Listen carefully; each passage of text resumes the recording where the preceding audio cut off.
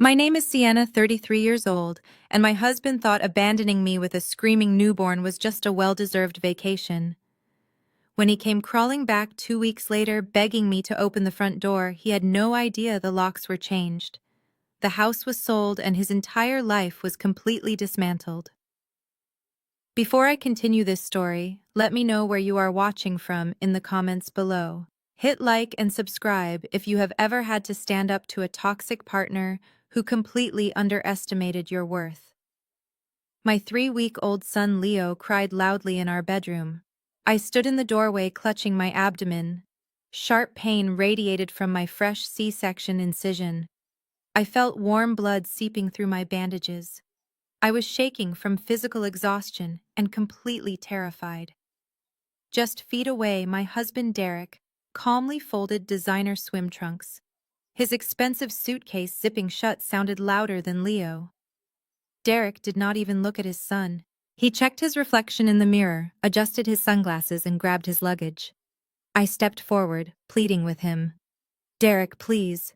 You cannot leave right now. My incision is bleeding again. Leo currently has a high fever. I cannot do this alone." He sighed loudly, like I was an annoying child. He turned to me with absolute contempt. "I simply need to relax, Sienna," he said, his voice dripping with condescension. "I have been working extremely hard as a regional sales director, paying for all of this. You get to stay home all day doing nothing but sitting on the couch. All I hear is a baby screaming and you complaining.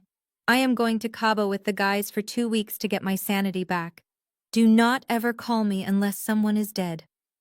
He turned his back, walked down the hardwood hallway, and slammed the heavy oak front door behind him.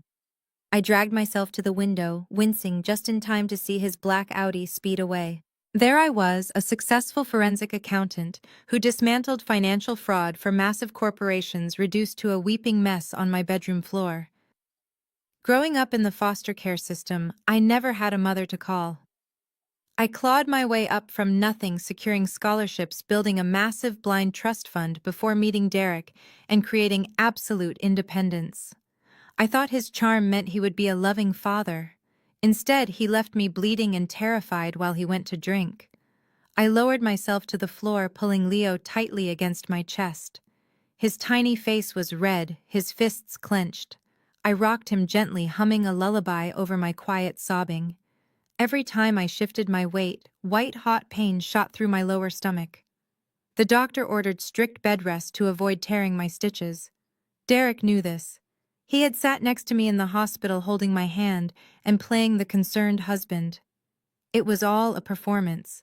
The moment we got home and the reality of a crying infant set in his mask slipped completely. We lived in a pristine $1.2 million home. Derek loved bragging to his friends about our house hosting dinner parties to show off the imported Italian marble. What he did not know, what his arrogant mind never bothered to verify, was that the house did not belong to him.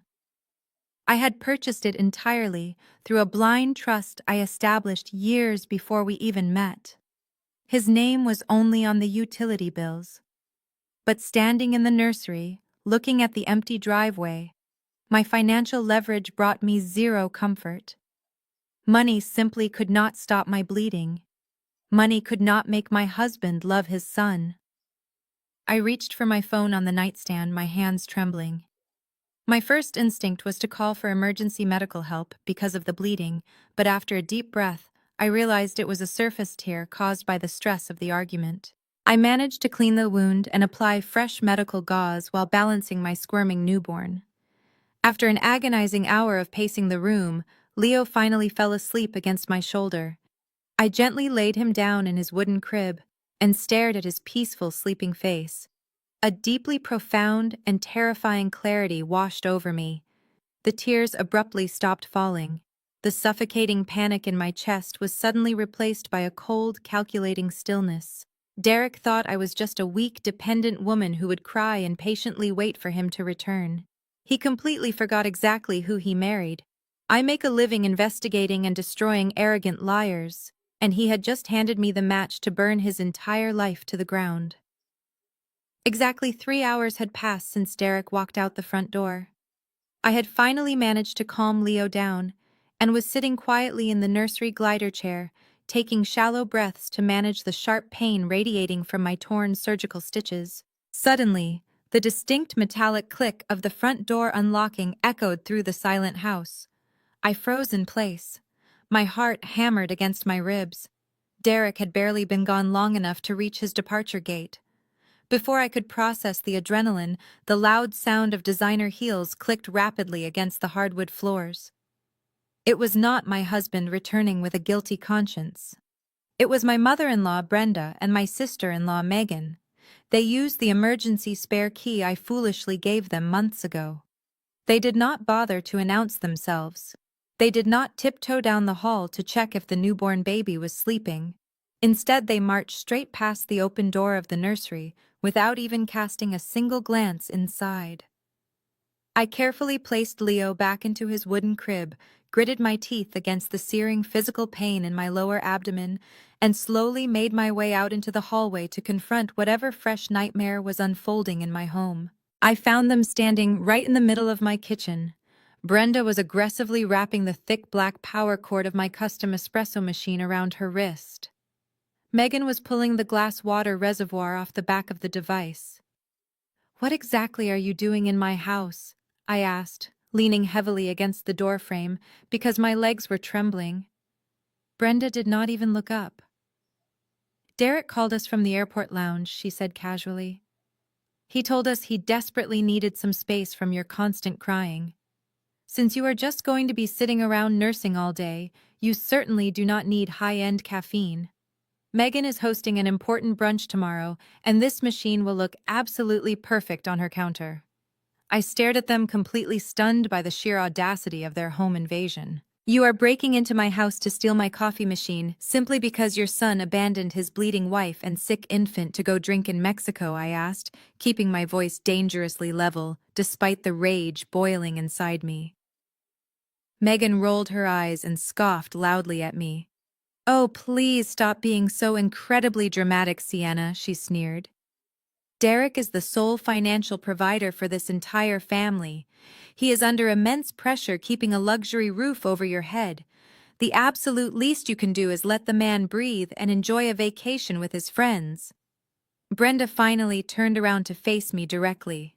Her cold eyes slowly scanned my body, lingering judgmentally on my baggy gray sweatpants and the swollen bulge of my postpartum stomach. "Look at yourself, Sienna," she said with a look of pure disgust. "You have completely let yourself go. No wonder my son needed to escape this miserable environment. Men like Derek have extremely high standards. You grew up bouncing around the foster care system with absolutely nothing to your name, so I know you simply do not understand the immense pressure a truly successful man like him is constantly under. You should be feeling grateful he even bothered to marry someone without a real family to begin with."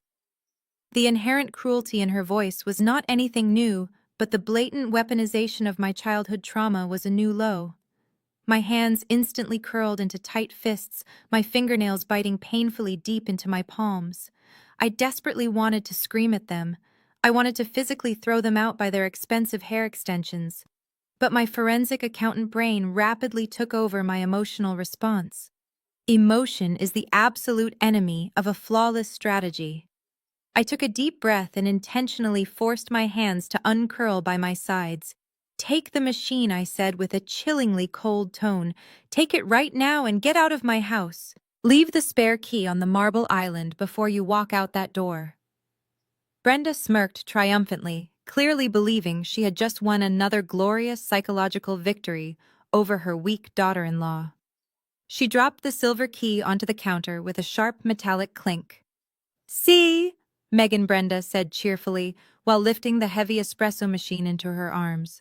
"She can actually be reasonable when she finally remembers her proper place in this family." The two of them confidently walked out, letting the heavy front door slam shut. I stood completely alone in the silent, empty kitchen. They thought they were stripping me of my dignity. They had absolutely no idea they were sealing their own catastrophic fate. The silence in the house was deafening after the heavy front door slammed shut. I stood frozen in the kitchen for a few moments listening to the hum of the refrigerator where my expensive espresso machine used to sit. The physical adrenaline from the confrontation was beginning to fade, leaving behind a sharp throbbing ache in my lower abdomen. I needed to sit down immediately. I needed to breathe. I slowly navigated the hallway, bypassing the nursery where Leo was still sleeping, and pushed open the door to our shared home office. The room was divided into two distinct halves. My side was a pristine L-shaped desk with dual monitors, meticulously organized filing cabinets, and a shredder. Derek occupied the other half. His heavy mahogany desk was always a chaotic disaster zone of scattered papers, half-empty coffee mugs, and unopened mail. He always claimed that his creative sales genius required a messy environment. I slowly lowered myself into his leather executive chair, hoping the soft cushioning would ease the pressure on my surgical wound. I rested my elbows on his desk and buried my face in my hands. A fresh wave of exhausted tears threatened to spill over my eyelashes. I felt so unbelievably stupid. I had ignored all the glaring red flags. I had let his toxic family disrespect me in my own home. I was sitting there drowning in self-pity when my elbow accidentally slipped off the edge of a massive stack of manila folders. The entire pile collapsed, cascading off the edge of the mahogany desk and crashing onto the hardwood floor. I flinched at the sudden noise, holding my breath and praying it did not wake Leo. When silence returned, I leaned over carefully to assess the mess. Hidden beneath the avalanche of corporate sales reports was Derek's old silver iPad. He had upgraded to a newer Pro model 6 months ago and claimed he threw this one away because the battery was defective. Apparently, he had simply buried it under his paperwork and left it permanently plugged into a wall outlet hidden behind the desk. As the heavy folders hit the screen, the device woke up from its sleep mode. A bright white glow illuminated the dark corner of the floor. I reached down, gritting my teeth against the abdominal pain, and picked up the tablet. The screen was locked, but a banner notification was glaring brightly across the center of the display. It was a synced text message from an Apple iMessage account. The name of the sender was saved simply as Madison. Madison was his 22-year-old junior sales assistant. She had just graduated college last year, and Derek constantly complained about how incompetent she was. I stared at the glowing notification banner. The words burned themselves into my retinas. "The suite in Cabo is ready, Daddy. I absolutely cannot wait." The air was violently sucked out of my lungs.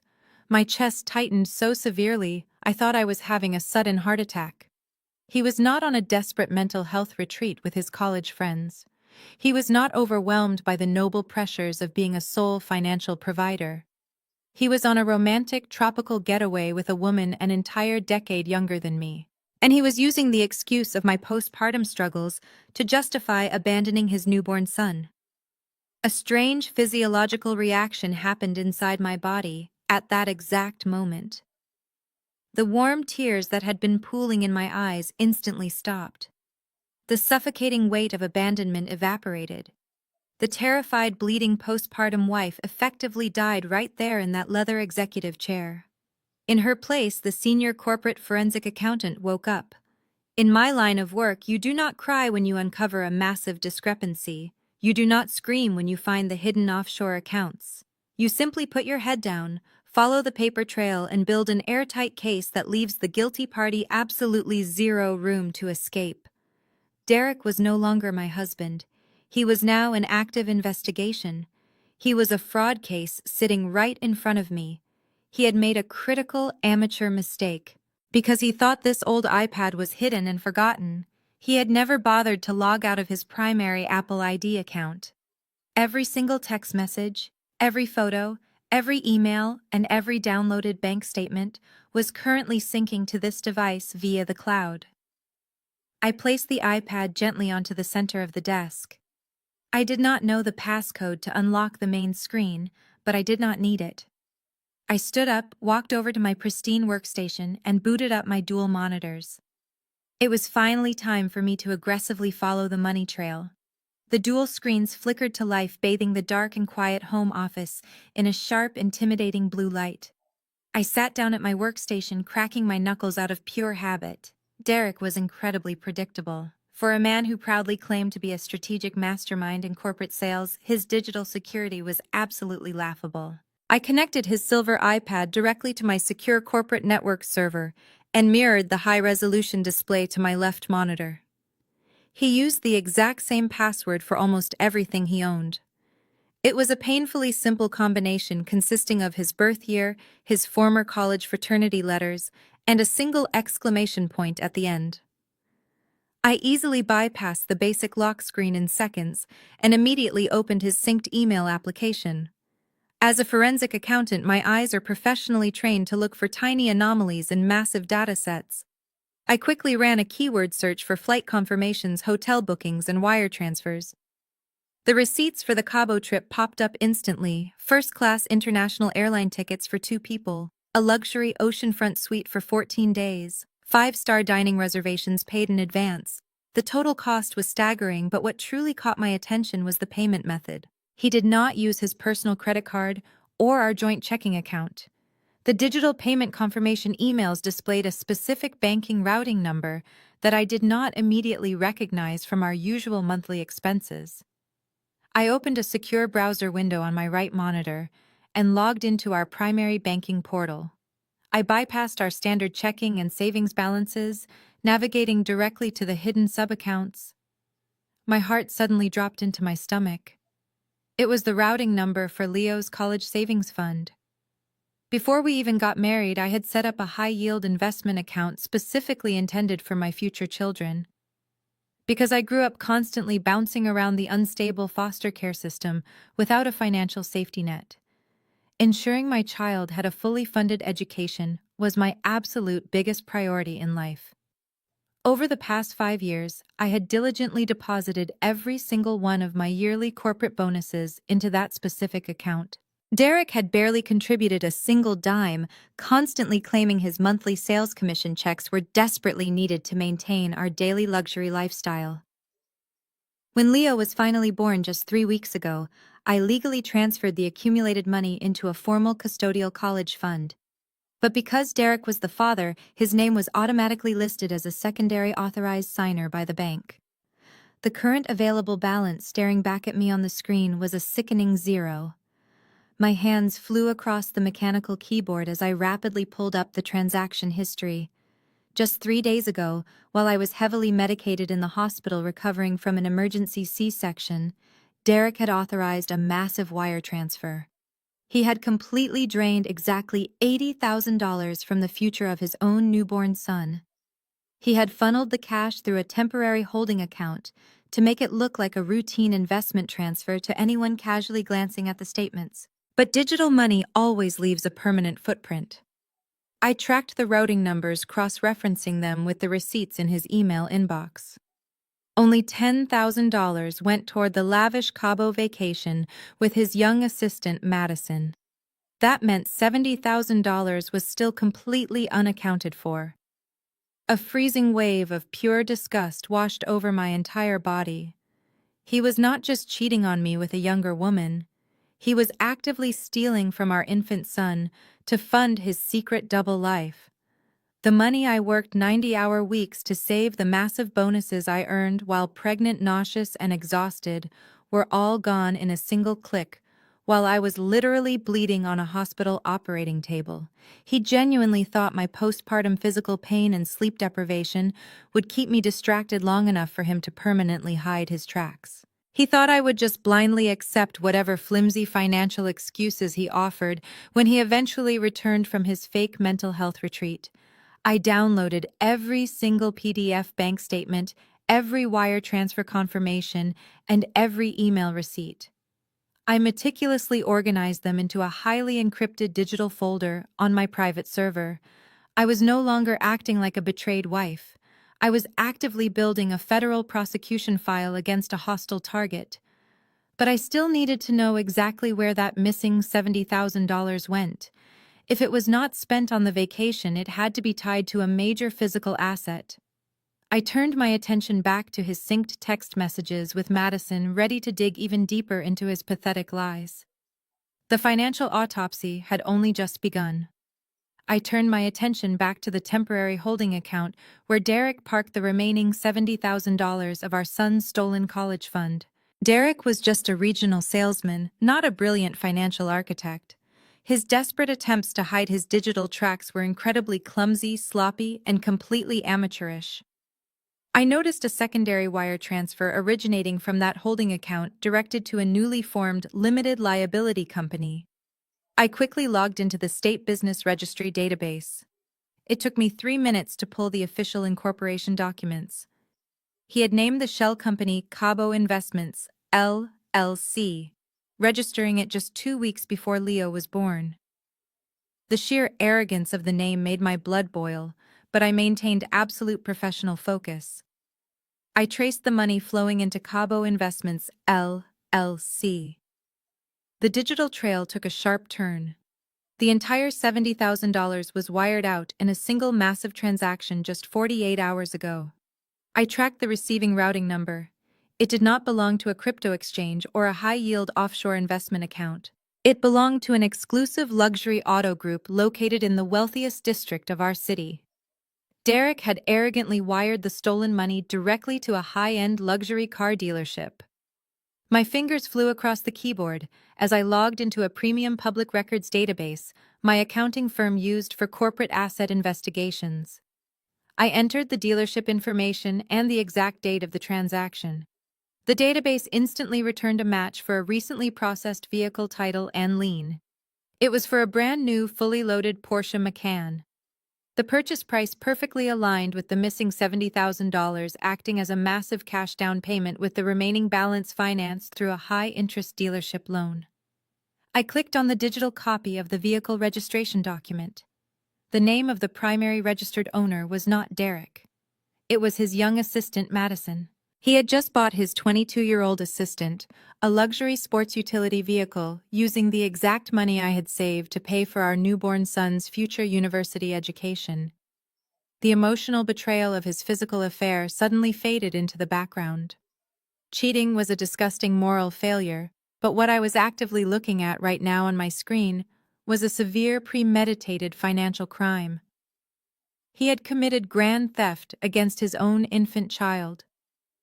He had deliberately forged official bank documents, created a fraudulent corporate shell company, and drained a protected custodial account just to impress a naive girl who was barely out of college.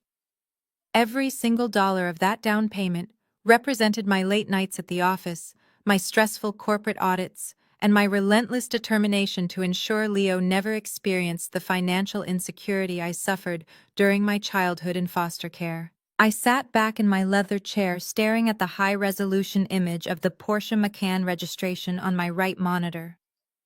The physical pain in my C-section incision was entirely gone, replaced by a cold, calculated wrath. Derek genuinely believed he was a master manipulator. He thought he could steal from his own family, abandon his bleeding wife, and fly off to Mexico without facing any consequences. He had vastly underestimated the intelligent woman he married. I did not just know how to find hidden money. I knew exactly how to use the legal system to utterly destroy the person who tried to hide it. I carefully exported every single document related to the Porsche transaction.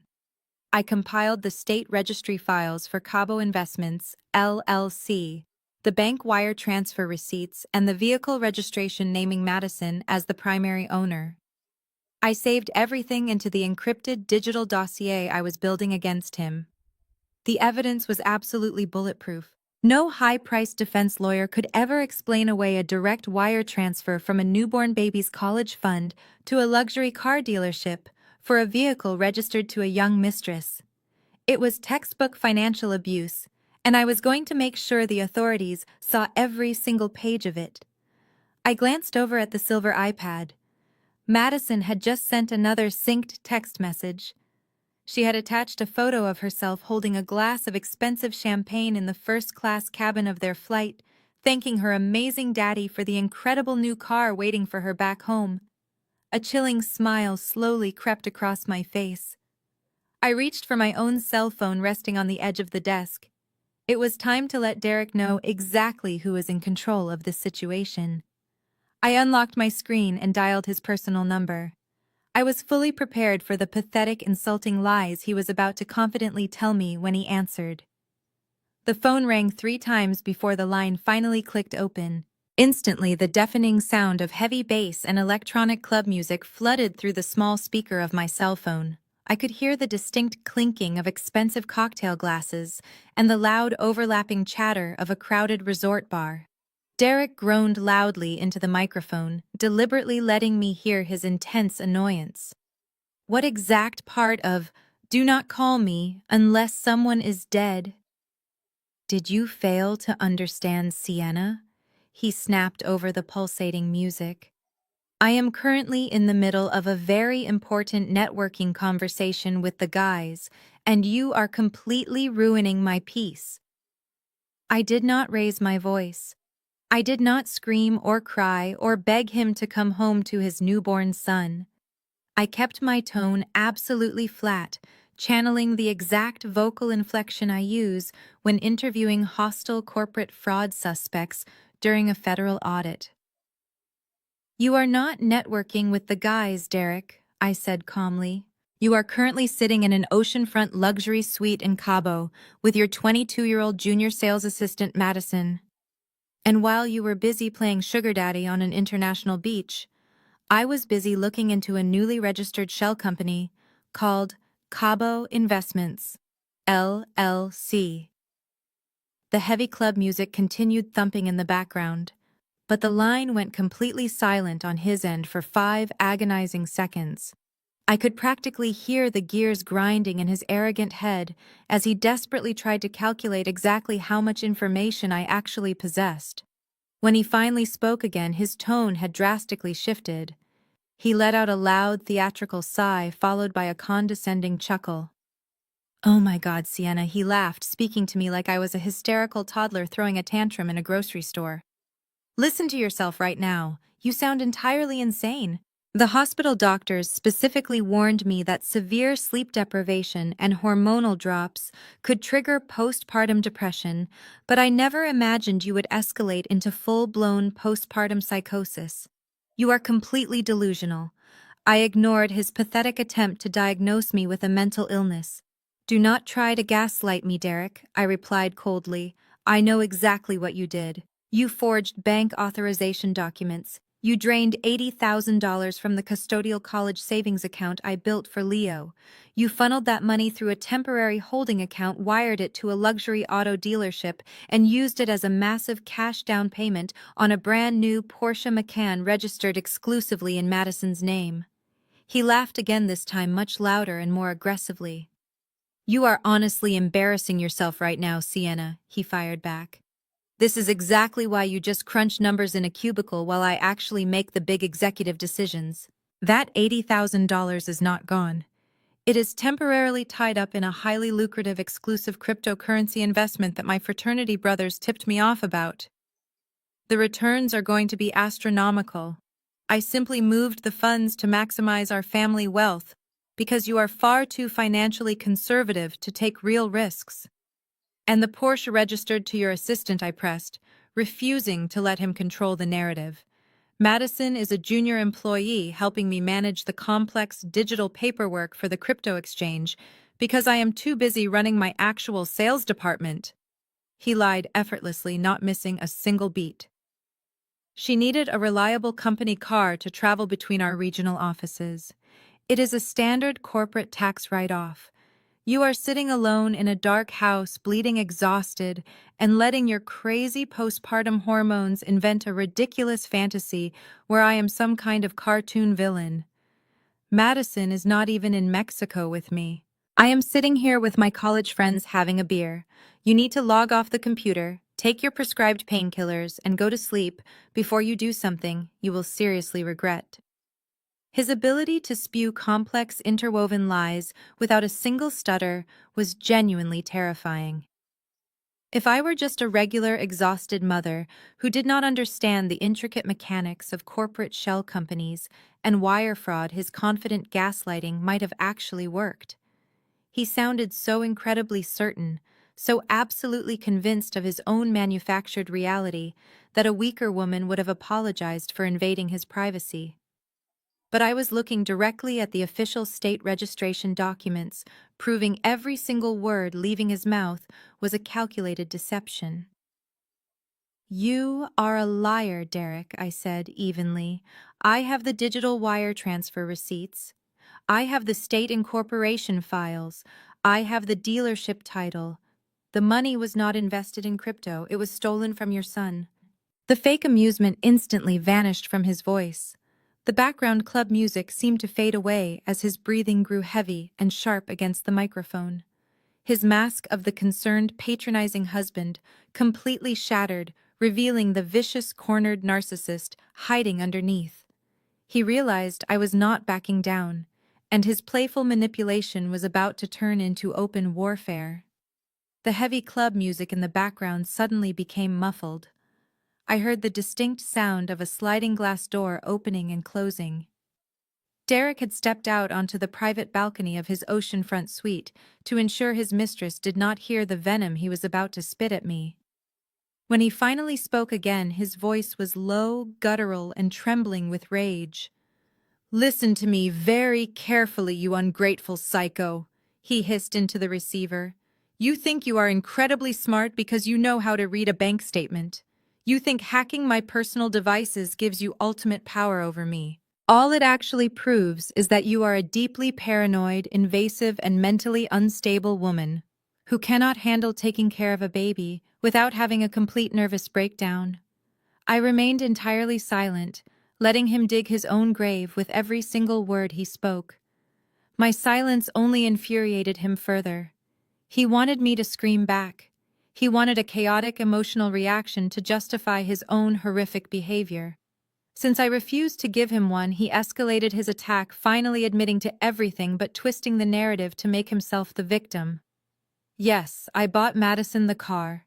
He snapped, his voice dripping with justified entitlement. "And yes, we are in Mexico together. Do you want to know why? Because she actually respects me. She treats me like a successful man, while you treat me like an annoying roommate. You have been completely frigid and miserable for the last 9 months. I deserve to enjoy the incredible life I built for us. And if you think for 1 second that you are going to ruin my reputation over a simple financial transfer, you are completely out of your mind." He paused to take a harsh breath, clearly pacing back and forth on the balcony.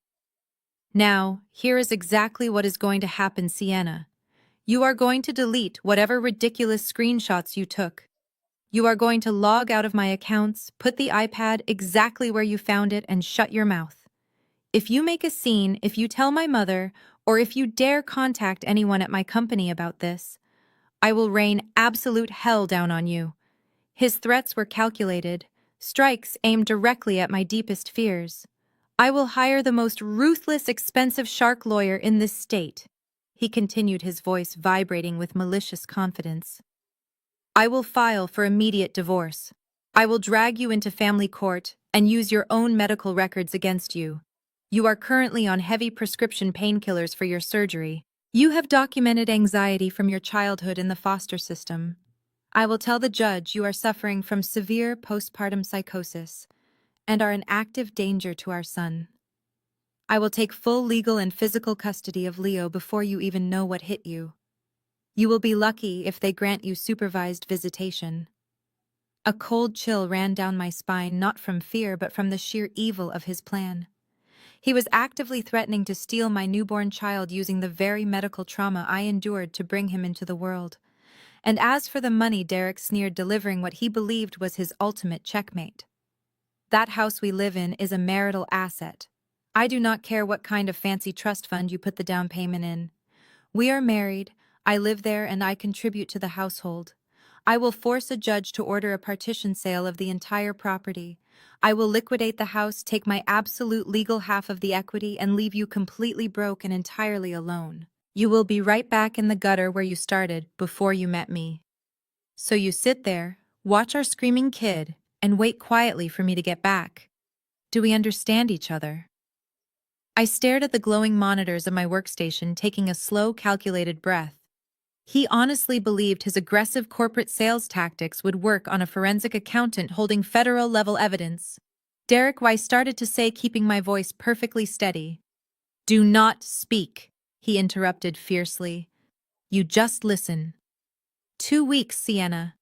Be a good little wife and have dinner ready when I get back. The line went completely dead. He hung up on me. I slowly lowered the cell phone and placed it flat on the desk. He had just threatened to take my son and my home from me forever.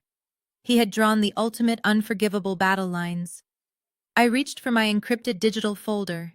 It was time to introduce him to the devastating skills of my brother-in-law.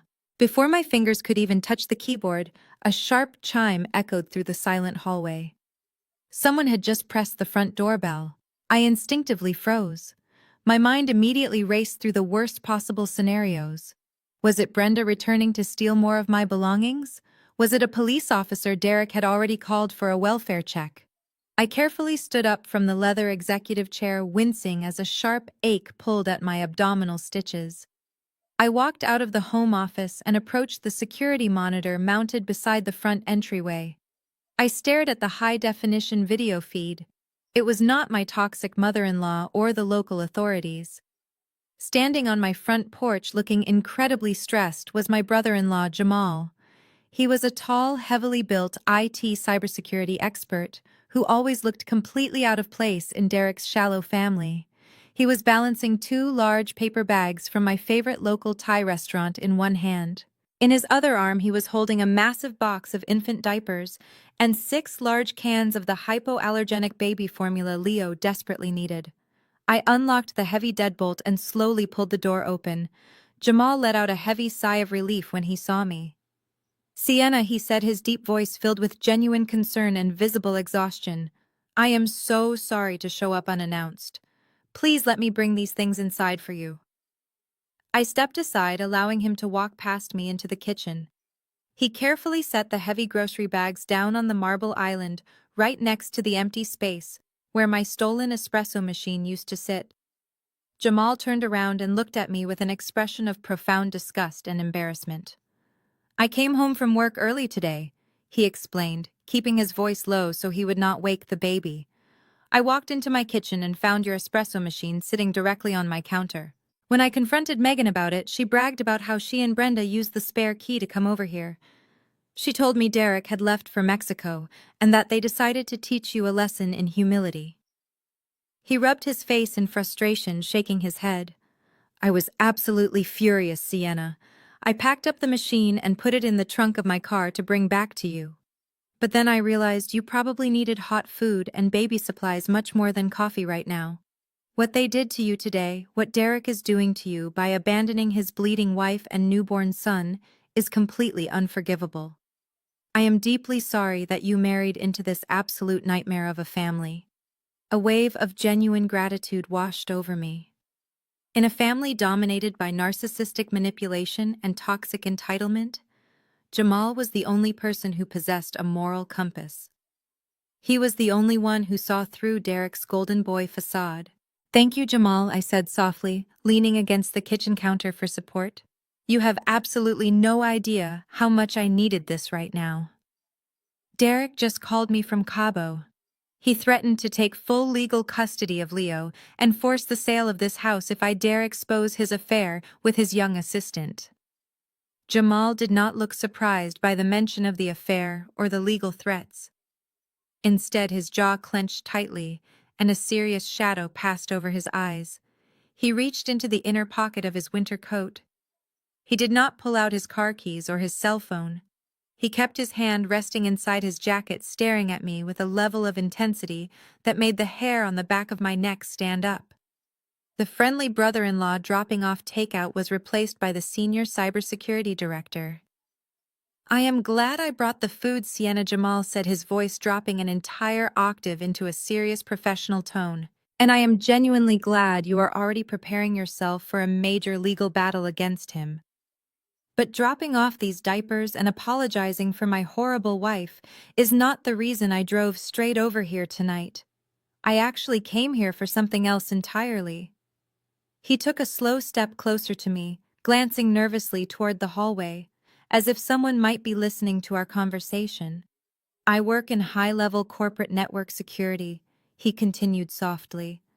Because my wife is careless with her digital devices, I monitor our entire home network to protect my own professional data. This afternoon, before I even saw the coffee machine, I intercepted an encrypted digital file that Derek had forwarded to Megan for safekeeping. You need to sit down, Sienna.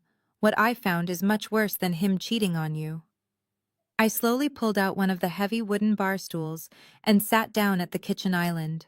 The sharp pain in my abdomen pulsed, but the cold adrenaline rushing through my veins kept me entirely focused. Jamal reached into his jacket pocket and pulled out a small encrypted black USB drive. He placed it onto the cool marble surface and gently slid it across the counter until it rested right in front of me. I stared at the tiny piece of plastic, knowing that whatever digital secrets it contained were about to fundamentally change the trajectory of my life.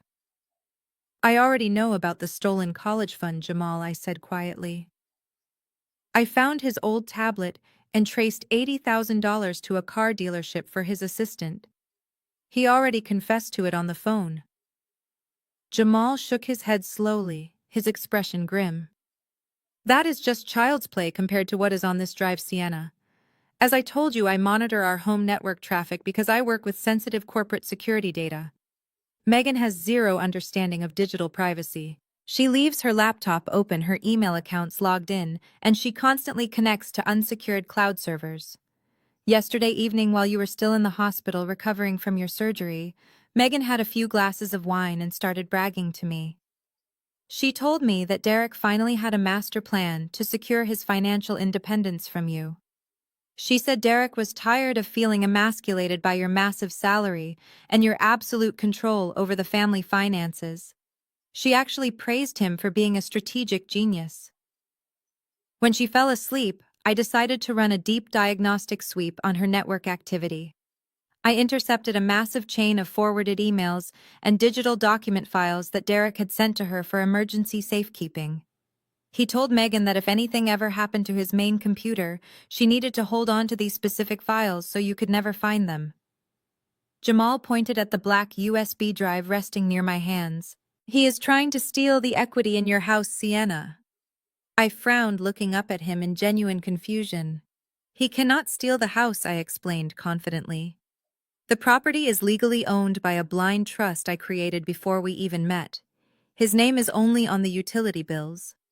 Jamal leaned forward, resting his heavy forearms on the marble counter. I know that, he replied seriously. But Derek clearly does not know that. Derek genuinely believes his name is on the deed as a marital asset. The files on that drive prove he is currently in the final stages of quietly taking out a massive second mortgage on this property. He applied for a $150,000 home equity line of credit through a shady online lending institution that barely verifies physical documentation. Because he thinks he is a joint owner, he submitted the application under both of your names. The blood completely drained from my face as the horrific reality of his master plan finally snapped into place. To execute a joint home equity loan, he would need my explicit legal authorization. Jamal nodded, watching my eyes widen. Exactly, Jamal said. He forged your signature, Sienna. He digitally copied your signature from old tax returns and pasted it onto the final lending agreements. He also submitted doctored financial statements to make it look like you approved the transaction while you were lying in a hospital bed having a C-section. The loan is scheduled to be fully funded and dispersed into his private checking account by the very end of next week. My forensic accountant brain rapidly calculated the massive legal implications of what Jamal was describing. Cheating on your spouse is an absolute moral failing that leads to a messy divorce. Draining a joint bank account is a terrible financial breach of trust. But intentionally forging a signature on a mortgage application across state lines using digital networks is something entirely different and far more dangerous. That is federal wire fraud. He had just crossed the line from a terrible husband into a federal criminal. If convicted, he was looking at serious time in a federal penitentiary. Jamal tapped the USB drive. Every single email, every forged document, and the exact IP addresses he used to submit the fake application are on this drive. I extracted the metadata so his lawyer can never claim his computer was hacked. It proves premeditated intent. I stared at the drive, a fierce sense of righteous justice washing over me. Derek thought his threats would paralyze me with fear. He thought he held all the power. I slowly reached out and picked up the small black plastic drive. "Thank you, Jamal," I whispered fiercely. "You just gave me the exact ammunition I need to permanently lock him in a federal cage." Jamal nodded slowly, fully understanding the gravity of the situation. He did not offer empty platitudes or tell me to try and save my toxic marriage. He simply promised to testify to the digital interception whenever I needed him in court, gave me a brief hug, and quietly left the house. That night, I did not sleep. I sat in the harsh blue glow of my dual monitors, finalizing the digital dossier against the man I once loved. By the time the sun rose, casting a pale light over the quiet neighborhood, I was completely ready to strike. At exactly 8 in the morning, I picked up my cell phone and dialed the direct private office number of Veronica Pierce. She was not just a standard family law attorney. She was a former federal prosecutor who successfully transitioned into high-stakes corporate litigation and ruthless divorce settlements. She was notoriously expensive, fiercely intelligent, and absolutely lethal in a courtroom environment. She was exactly the kind of vicious legal monster I needed to tear Derek apart piece by piece. I hired a private nurse to watch Leo for a few hours, and immediately drove straight to her downtown office building. I walked into the sleek, modern glass conference room, placed my heavily encrypted laptop directly onto the polished mahogany table, and handed Veronica the black USB drive Jamal had given me. I did not cry. I did not complain about my deeply broken heart or the horrific emotional betrayal. I laid out the dark financial reality with the cold, calculated precision of a senior forensic accountant. I meticulously showed her the illegally drained college fund, the fraudulent corporate shell company, the luxury car registration documents, and finally the forged digital signature submitted for the massive home equity loan application. Veronica carefully reviewed the extensive documents in absolute silence, her sharp eyes scanning every single detail. When she finally looked up from the files, a highly predatory, dangerous smile slowly crossed her face. "Your husband is an absolute fool, Sienna," she said smoothly, leaning back in her leather chair. "He has essentially handed us a fully loaded weapon. We are not just going to divorce him. We are going to financially annihilate him." He stepped out of his depth the moment he decided to commit federal wire fraud against a professional investigator. Veronica immediately initiated a silent, lethal legal lockdown on my behalf. We moved with terrifying speed and absolute precision. Under her strict legal guidance, I rapidly executed a complete systematic separation of all my personal assets.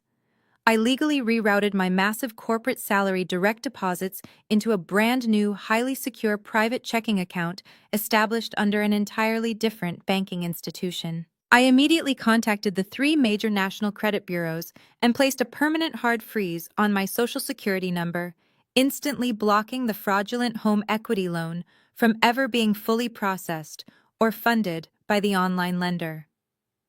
Then we systematically targeted our shared financial resources. I legally withdrew exactly 50% of the remaining available funds from our joint checking and savings accounts.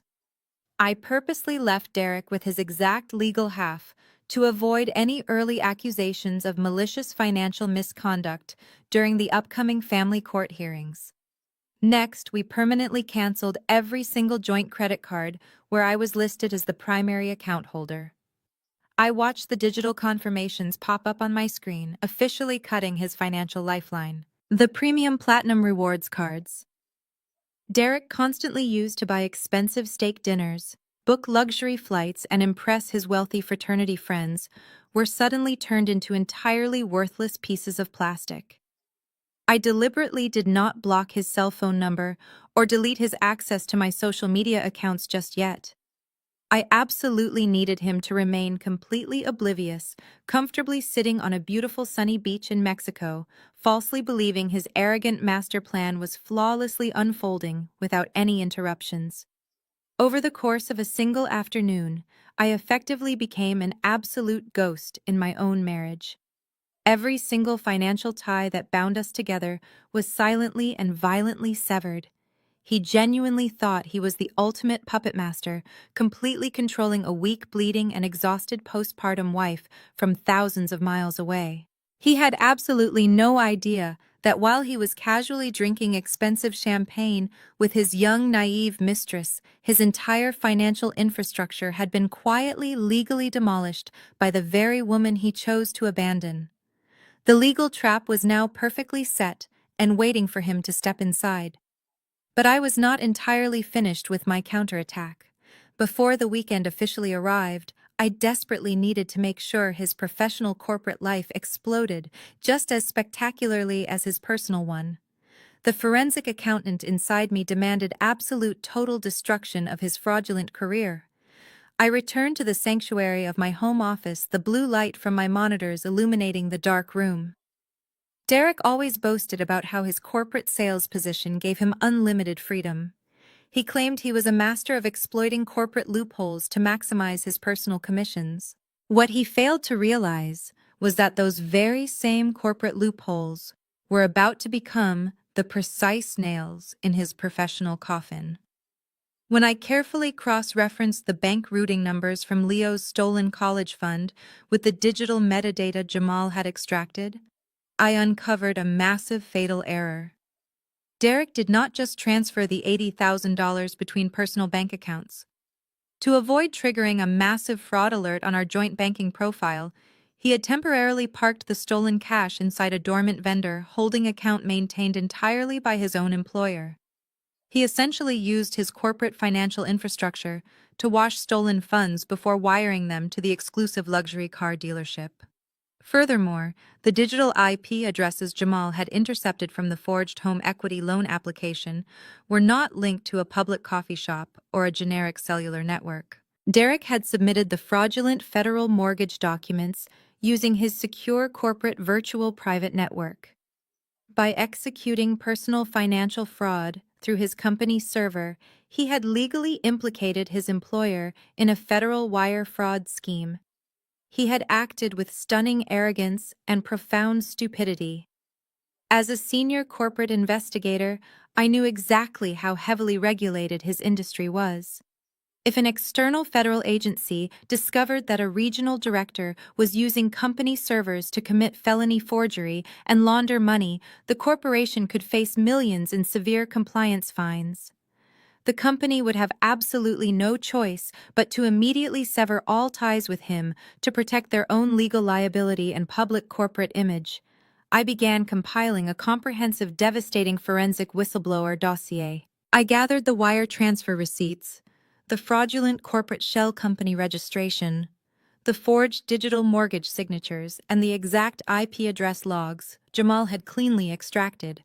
I organized the files into a highly secure encrypted digital portfolio. I deliberately structured the report to look exactly like a preliminary federal audit finding. I strictly used cold clinical terminology.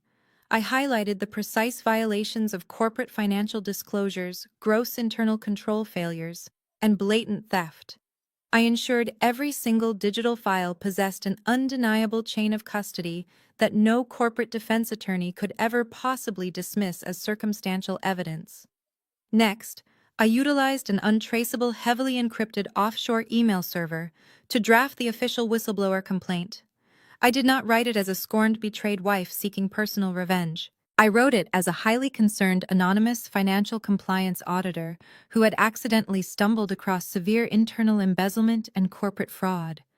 I addressed the email directly to the Vice President of Human Resources, the Chief Financial Officer, and the entire Internal Ethics and Compliance Board at Derek's company. I stated clearly that a regional sales director was actively utilizing secure corporate vendor accounts to launder stolen funds and was operating an undisclosed shell company to purchase undeclared luxury assets. I explicitly noted that the individual had also executed federal wire fraud using company network infrastructure. I attached the encrypted portfolio of undeniable proof. Finally, I added a legally binding closing statement. I warned the corporate board that if an immediate internal investigation was not launched and the individual was not suspended pending a federal inquiry, I would be forced to forward the entire dossier directly to the Securities and Exchange Commission and the Federal Bureau of Investigation. I took a sip of cold water, my finger hovering over the mouse. I thought about Leo crying in his crib while Derek packed his expensive suitcase. I thought about the sheer arrogance in his voice when he threatened to take my son away from me. With a single decisive click, I sent the email. The encrypted data vanished into cyberspace, hurtling directly toward the corporate servers of his employer. It was Friday morning. By Monday, while Derek was busy sipping margaritas on a sunny beach in Cabo, with his young assistant, an emergency executive board meeting would be convened. His corporate access badges would be deactivated. His company laptop would be remotely wiped and seized as criminal evidence. His lucrative career, his professional reputation, and his primary source of arrogant pride were officially dead. The guillotine had been released. Now I had to execute the final, most satisfying phase of my entire plan. I needed to ensure that when Derek finally returned from his fake mental health retreat, he would have absolutely nothing left to come home to. But before I could sell the house right out from under him, I had to deal with the inevitable return of his toxic mother. Exactly 7 days had passed since Derek abandoned us. My physical recovery was progressing perfectly. The sharp abdominal pain had subsided, allowing me to move around the house with ease. Leo was sleeping for longer stretches, unaware of the massive legal warfare I was successfully waging in the background. The whistleblower email I sent was a ticking time bomb, and the financial lockdown was holding steady. I was simply waiting for the paperwork on the house sale to clear. But my peaceful Friday morning was violently interrupted by the aggressive ringing of the front doorbell. The chimes echoed loudly, followed by a fist frantically pounding against the thick oak wood. I placed Leo into his bassinet and walked toward the entryway. I did not reach for the doorknob. Instead, I checked the digital security monitor mounted on the wall. Standing on my front porch, glaring impatiently at the camera lens, was my mother-in-law, Brenda. She was dressed in an expensive designer pantsuit, holding her leather handbag tightly against her side. Standing directly behind her were 2 large men wearing matching gray uniform shirts. They were professional furniture movers, and they had a large moving truck parked illegally right in front of my driveway. I unlocked the deadbolt, but intentionally left the heavy brass security chain firmly attached. I opened the door just a few inches, peering out at her through the narrow gap. "What do you want, Brenda?" I asked, keeping my voice flat and devoid of any emotion. She let out a loud, exaggerated sigh, acting as if my simple question was an unbearable inconvenience. "Open this door right now, Sienna," she demanded loudly, waving her manicured hand toward the 2 men standing behind her. "I am hosting an important dinner party for my country club friends tomorrow evening, and my current dining set is simply too small to accommodate everyone. I spoke to Derek on the phone this morning, and he explicitly told me I could come over here and take the large antique mahogany dining table from your formal dining room. Tell the movers to be careful with the hardwood floors when they carry it out." I stared at her through the narrow crack in the door, absolutely stunned by her endless audacity. The mahogany dining table she was referring to was a custom imported piece I purchased with my own corporate bonus 3 years ago. It cost over $12,000, and Derek had nothing to do with buying it. "You are not taking my dining table, Brenda," I replied firmly. "And you are not bringing strangers into my home while my son is sleeping." Her arrogant smile instantly vanished, replaced by a vicious sneer. Her face turned red with sudden anger. "It is not your home, Sienna," she snapped, stepping closer to the door and aggressively grabbing the edge of the wood as if she could force it open herself. "It is my son's home. He pays the mortgage, he makes the rules, and he specifically authorized me to take his furniture. You are just living here on his dime. Now unchain this door before I lose my temper." I did not move an inch. "You need to turn around, take your hired movers, and leave my property immediately," I warned her, my voice dropping to a dangerous whisper. "I am not going to ask you a second time." Brenda completely lost whatever tiny fraction of self-control she still possessed. She took a step back and began screaming at the top of her lungs, standing on my front porch for the entire neighborhood to hear. "You are a psychotic, hoarding lunatic," she yelled, pointing a finger at my face. "You are actively stealing my son's property while he is away on a much-needed vacation. You have completely lost your mind since having that baby. I am going to call the police right now. I will have them break this door down, and I will personally press theft charges against you. I will tell the officers you are having a mental breakdown and holding Derek's expensive assets hostage." The two professional movers shifted uncomfortably on the porch, clearly realizing they had just walked into a hostile family dispute. Across the street, my neighbors began opening their front doors to watch the chaotic spectacle Brenda was creating. She pulled her cell phone out of her designer handbag, waving it aggressively in the air. "I am dialing 911, Sienna," she screamed dramatically, believing her public threat would finally terrify me into submission. She expected me to panic, apologize, and unchain the door to avoid humiliation. Instead, I simply smiled at her. It was a cold, chilling smile that finally made her hesitate.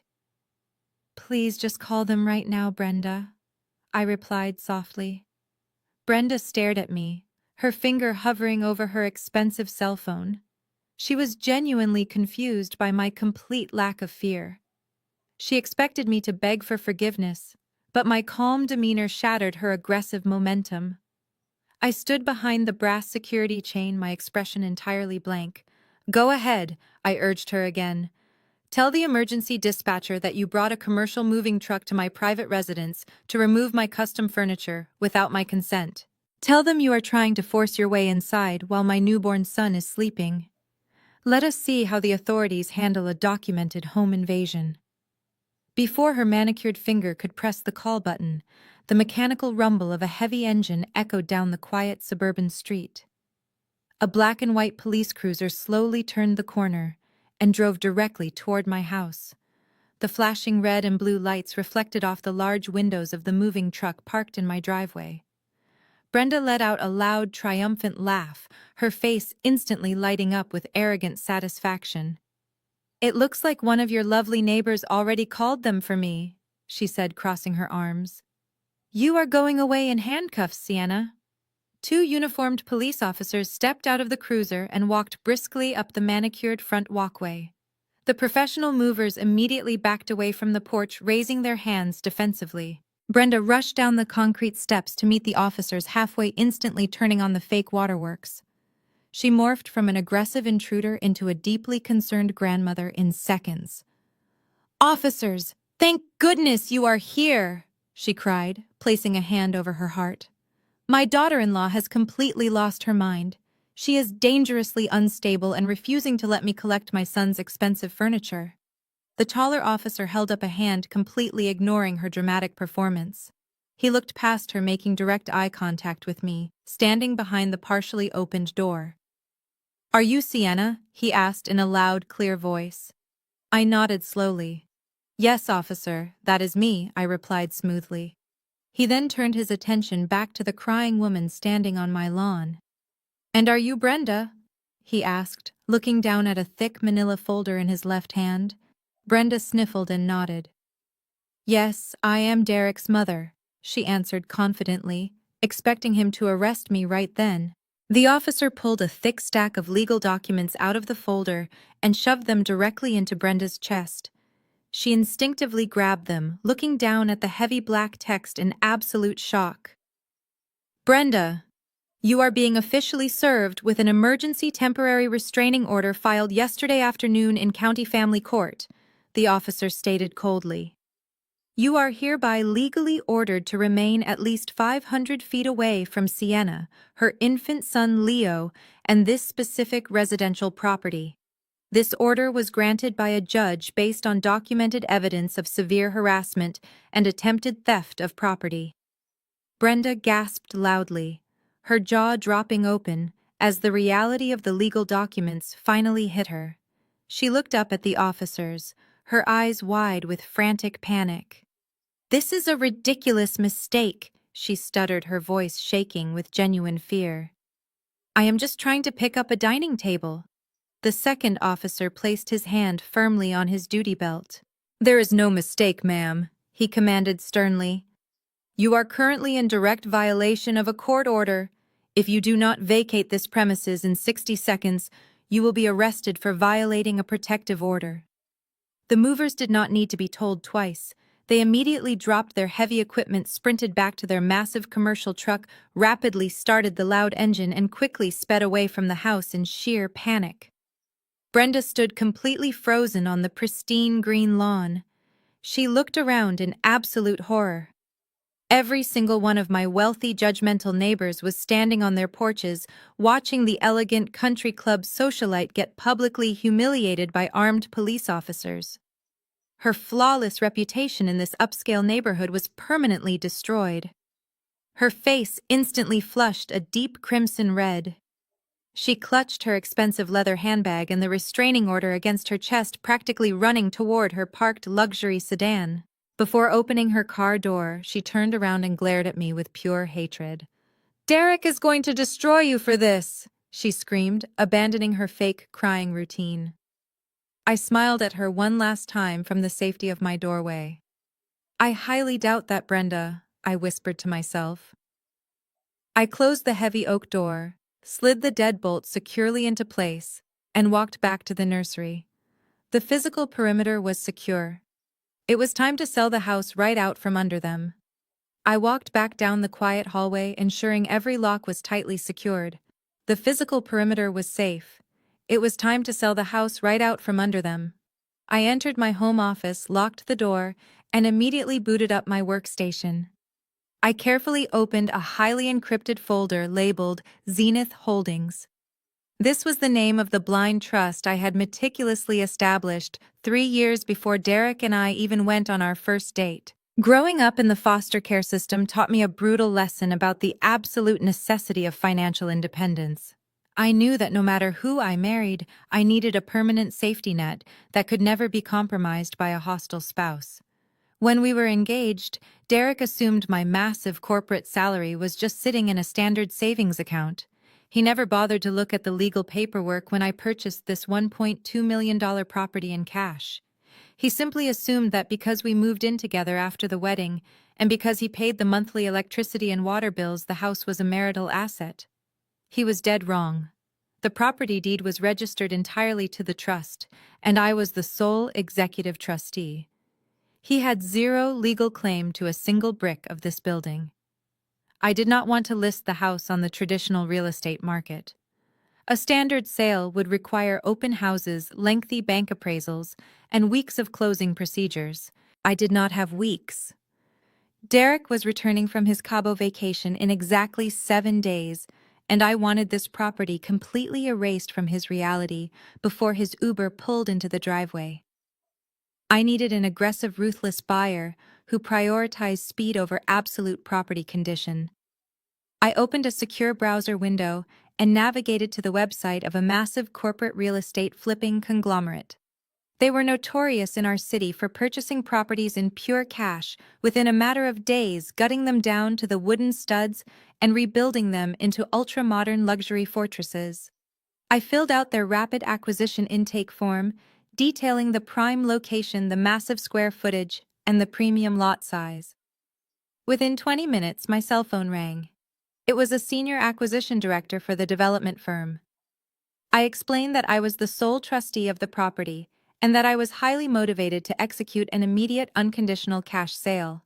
The director was initially skeptical of my extreme urgency. I calmly informed him that I was willing to take a significant financial cut on the current market value of the home in exchange for an expedited 5-day closing period, with absolutely no inspection contingencies.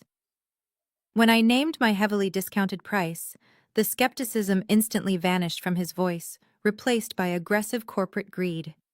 He sent a local field agent to perform a rapid exterior assessment within the hour. By early afternoon, the official purchase agreement was sitting in my secure email inbox. The firm was offering $850,000 in pure cash, effectively stealing the luxury property at a massive discount.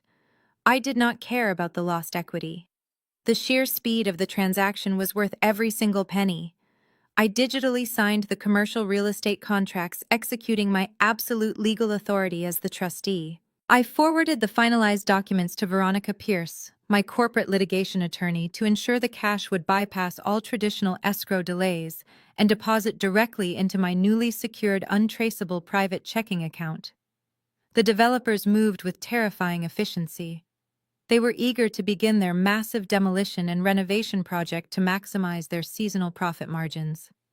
The title transfer was aggressively fast-tracked through the county clerk office by their team of high-paid commercial lawyers. Exactly 5 days later, while Derek was busy posting photos of his expensive oceanfront dinners online, my private bank account registered a massive pending wire transfer. The sale officially closed. The deed was entirely transferred.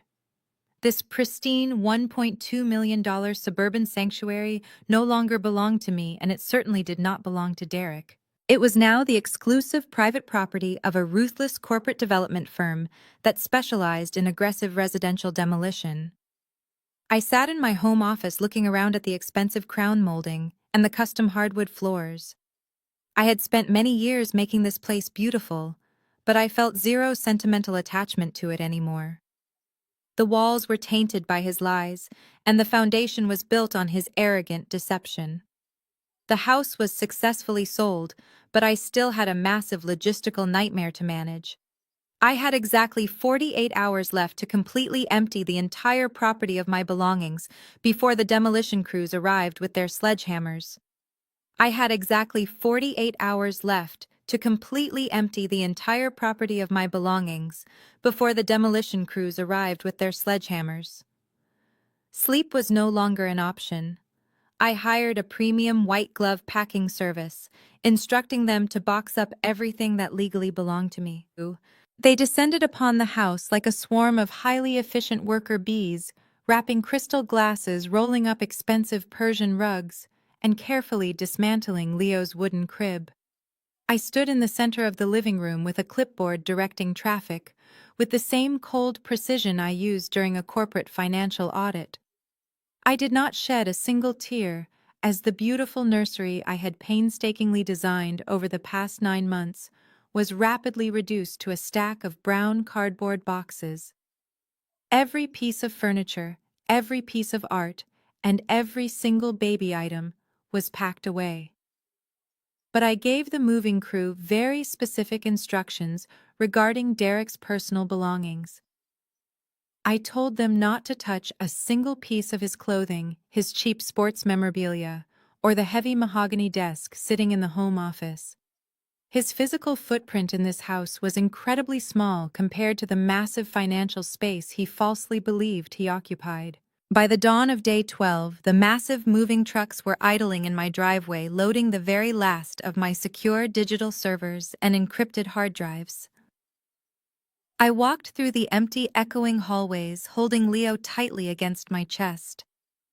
The house felt incredibly vast and entirely hollow.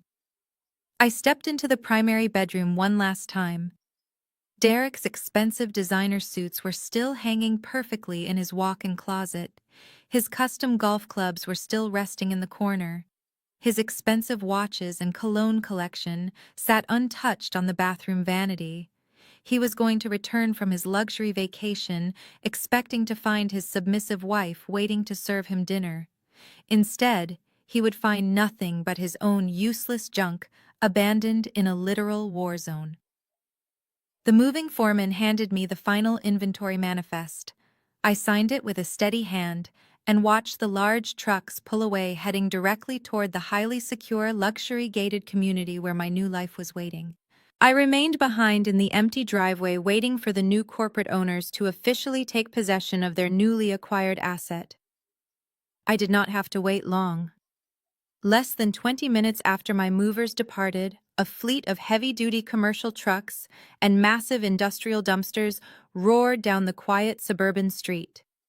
The corporate real estate flipping company did not waste a single second.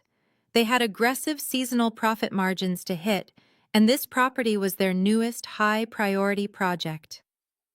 A rugged, heavily tattooed construction foreman stepped out of a mud-splattered pickup truck carrying a thick roll of architectural blueprints and a heavy steel crowbar. I walked over to him holding the master set of house keys. I handed them over without a single moment of hesitation. He tipped his hard hat, signaling to the dozen burly workers swarming behind him. The crew aggressively pushed past me, carrying sledgehammers, heavy electric saws, and massive industrial trash bins right through the front entryway. I stood on the manicured front lawn, bouncing Leo gently in my arms, and watched as the aggressive physical dismantling of Derek's absolute pride and joy officially commenced.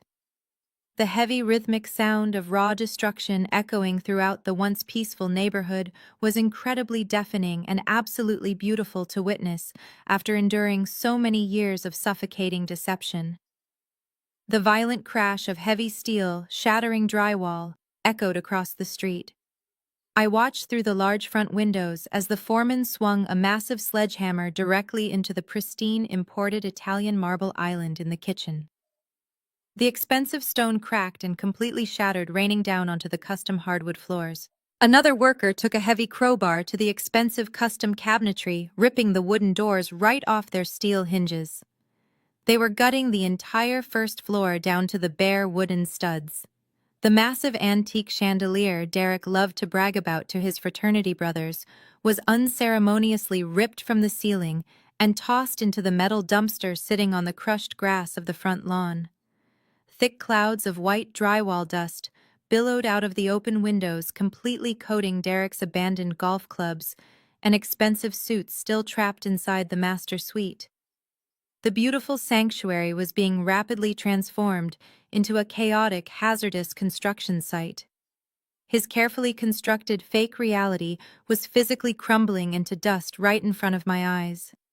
I adjusted my sleeping baby securely into his luxury car seat, turned around, walked steadily to my SUV, and drove away to my secure new life without looking back. I drove 30 miles away from the affluent but entirely accessible suburban neighborhood I had just sold.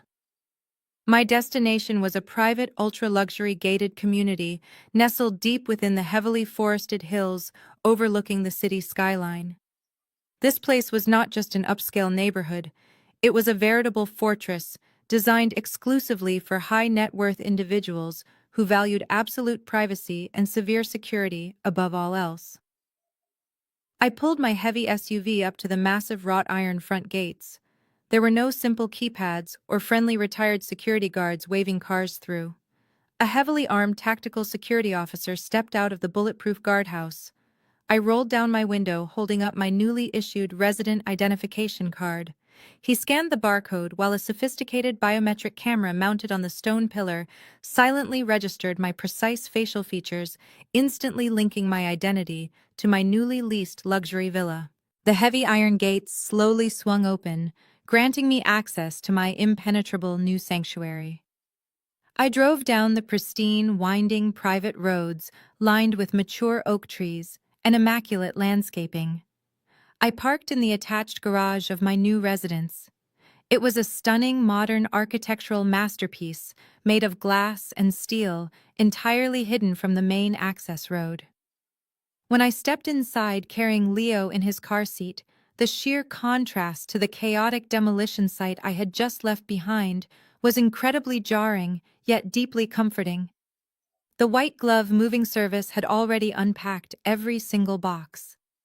My custom mahogany dining table was perfectly centered under a modern chandelier. My dual-monitor corporate workstation was flawlessly set up in the soundproof home office. Most importantly, Leo's beautiful wooden crib and soft rocking chair were arranged exactly as they had been in his old nursery. I gently lifted my sleeping son out of his carrier and laid him down in his familiar bed. For the first time in almost 2 weeks, the suffocating knot of anxiety in my chest completely unraveled. Derek and his toxic family could not simply use a spare key to invade this space. They could not even approach the front gates without triggering an immediate police response. We were physically untouchable, but physical security was only half of the equation. Derek was still sitting in Mexico, believing he could just call my cell phone and scream his manipulative threats whenever he pleased. I walked into my new home office, sat down at my desk, and pulled my personal cell phone out of my pocket. It was time to execute a complete digital erasure. I logged into my cellular provider portal and permanently disconnected the phone number I had used for the last 10 years. I ordered a brand new device on a highly secure encrypted corporate network plan under the name of my blind trust. I immediately took a pair of heavy steel scissors, shredded the old physical SIM card, and violently snapped the old cellular device completely in half before throwing it away. Next, I systematically dismantled my entire social media presence. I permanently deleted my Facebook account, my Instagram profile, and my professional LinkedIn page. I erased every single digital breadcrumb that Derek Brenda or his vicious sister Megan could potentially use to track my location or monitor my current emotional state. I effectively ceased to exist in the digital world they inhabited. I became a total ghost. I leaned back in my ergonomic office chair, staring at the blank digital wall calendar on my left monitor. It was currently Friday evening. Derek's flight from Cabo was scheduled to land at our local international airport early Sunday afternoon. In less than 48 hours, his Uber would pull up to the exact address he believed he still owned.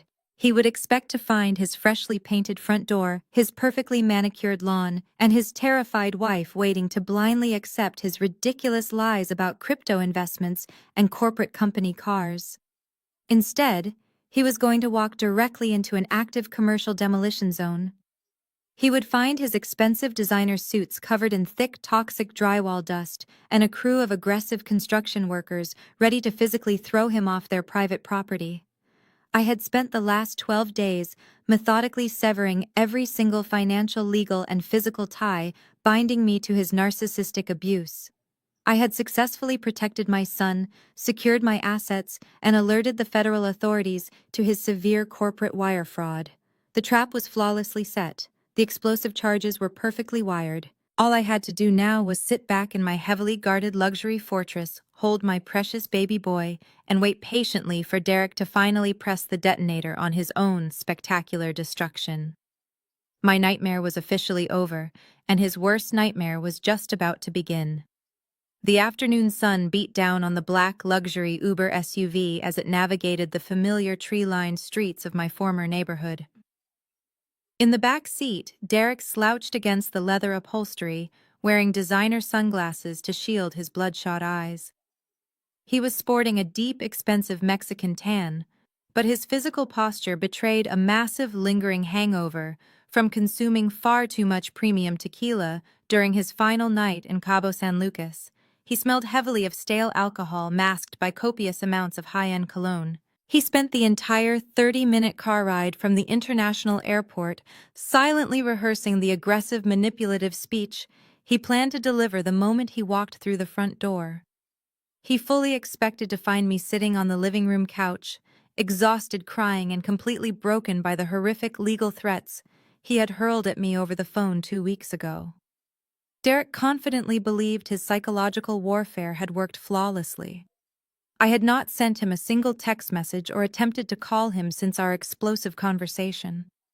In his arrogant, narcissistic mind, my absolute silence was the ultimate proof of my complete submission. He assumed I had backed down, deleted the digital screenshots of his bank transfers, and accepted my pathetic reality as his obedient wife. He smirked to himself, tapping his expensive shoes against the floorboard. He was already planning to complain about the temperature of the house and criticize whatever dinner I had supposedly prepared. He wanted to immediately establish absolute dominance the second he dropped his Rimowa suitcase onto the imported hardwood floors. The Uber driver tapped his GPS screen, his brow furrowing in genuine confusion.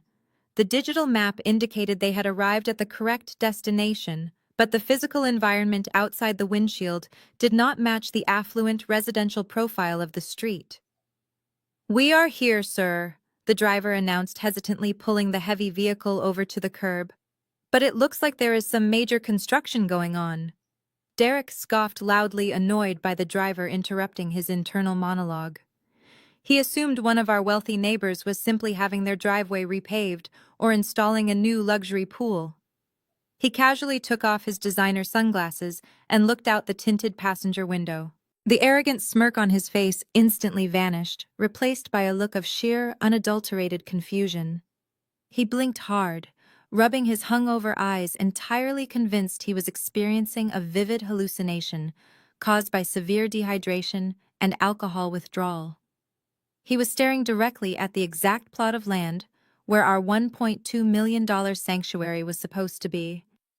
The address numbers painted on the stone mailbox perfectly matched his home, but the meticulously manicured green lawn he obsessed over was completely annihilated.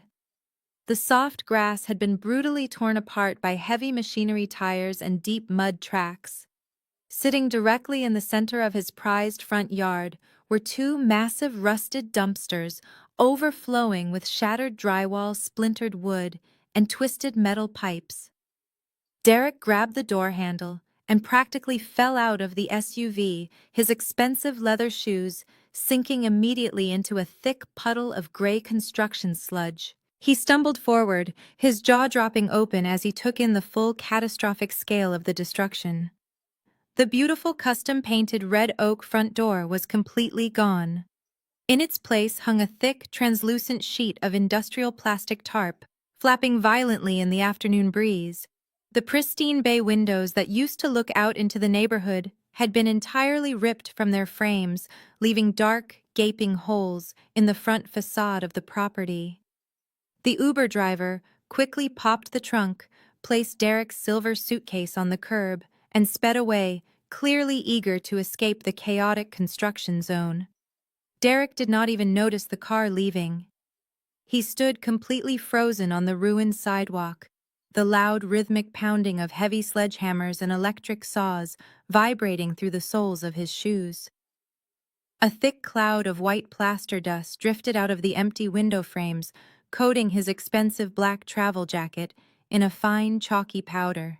"This cannot be right," Derek muttered to himself, his voice trembling with a sudden surge of pure panic.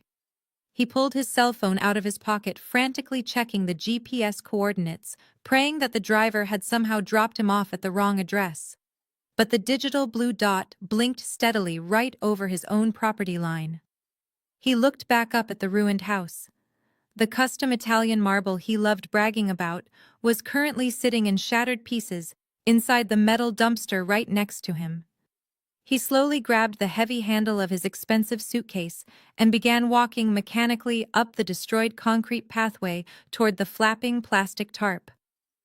Derek dragged his heavy silver suitcase up the cracked concrete walkway, his expensive leather shoes sinking deep into the wet mud left behind by the massive commercial dumpsters. Every single step he took felt incredibly heavy, as if he were wading through a thick nightmare. The deafening screech of a circular saw echoed from the second floor, sending a fresh shower of white drywall dust drifting down from the open window frames. He reached the concrete steps of the front porch, abandoning his luggage in the dirt.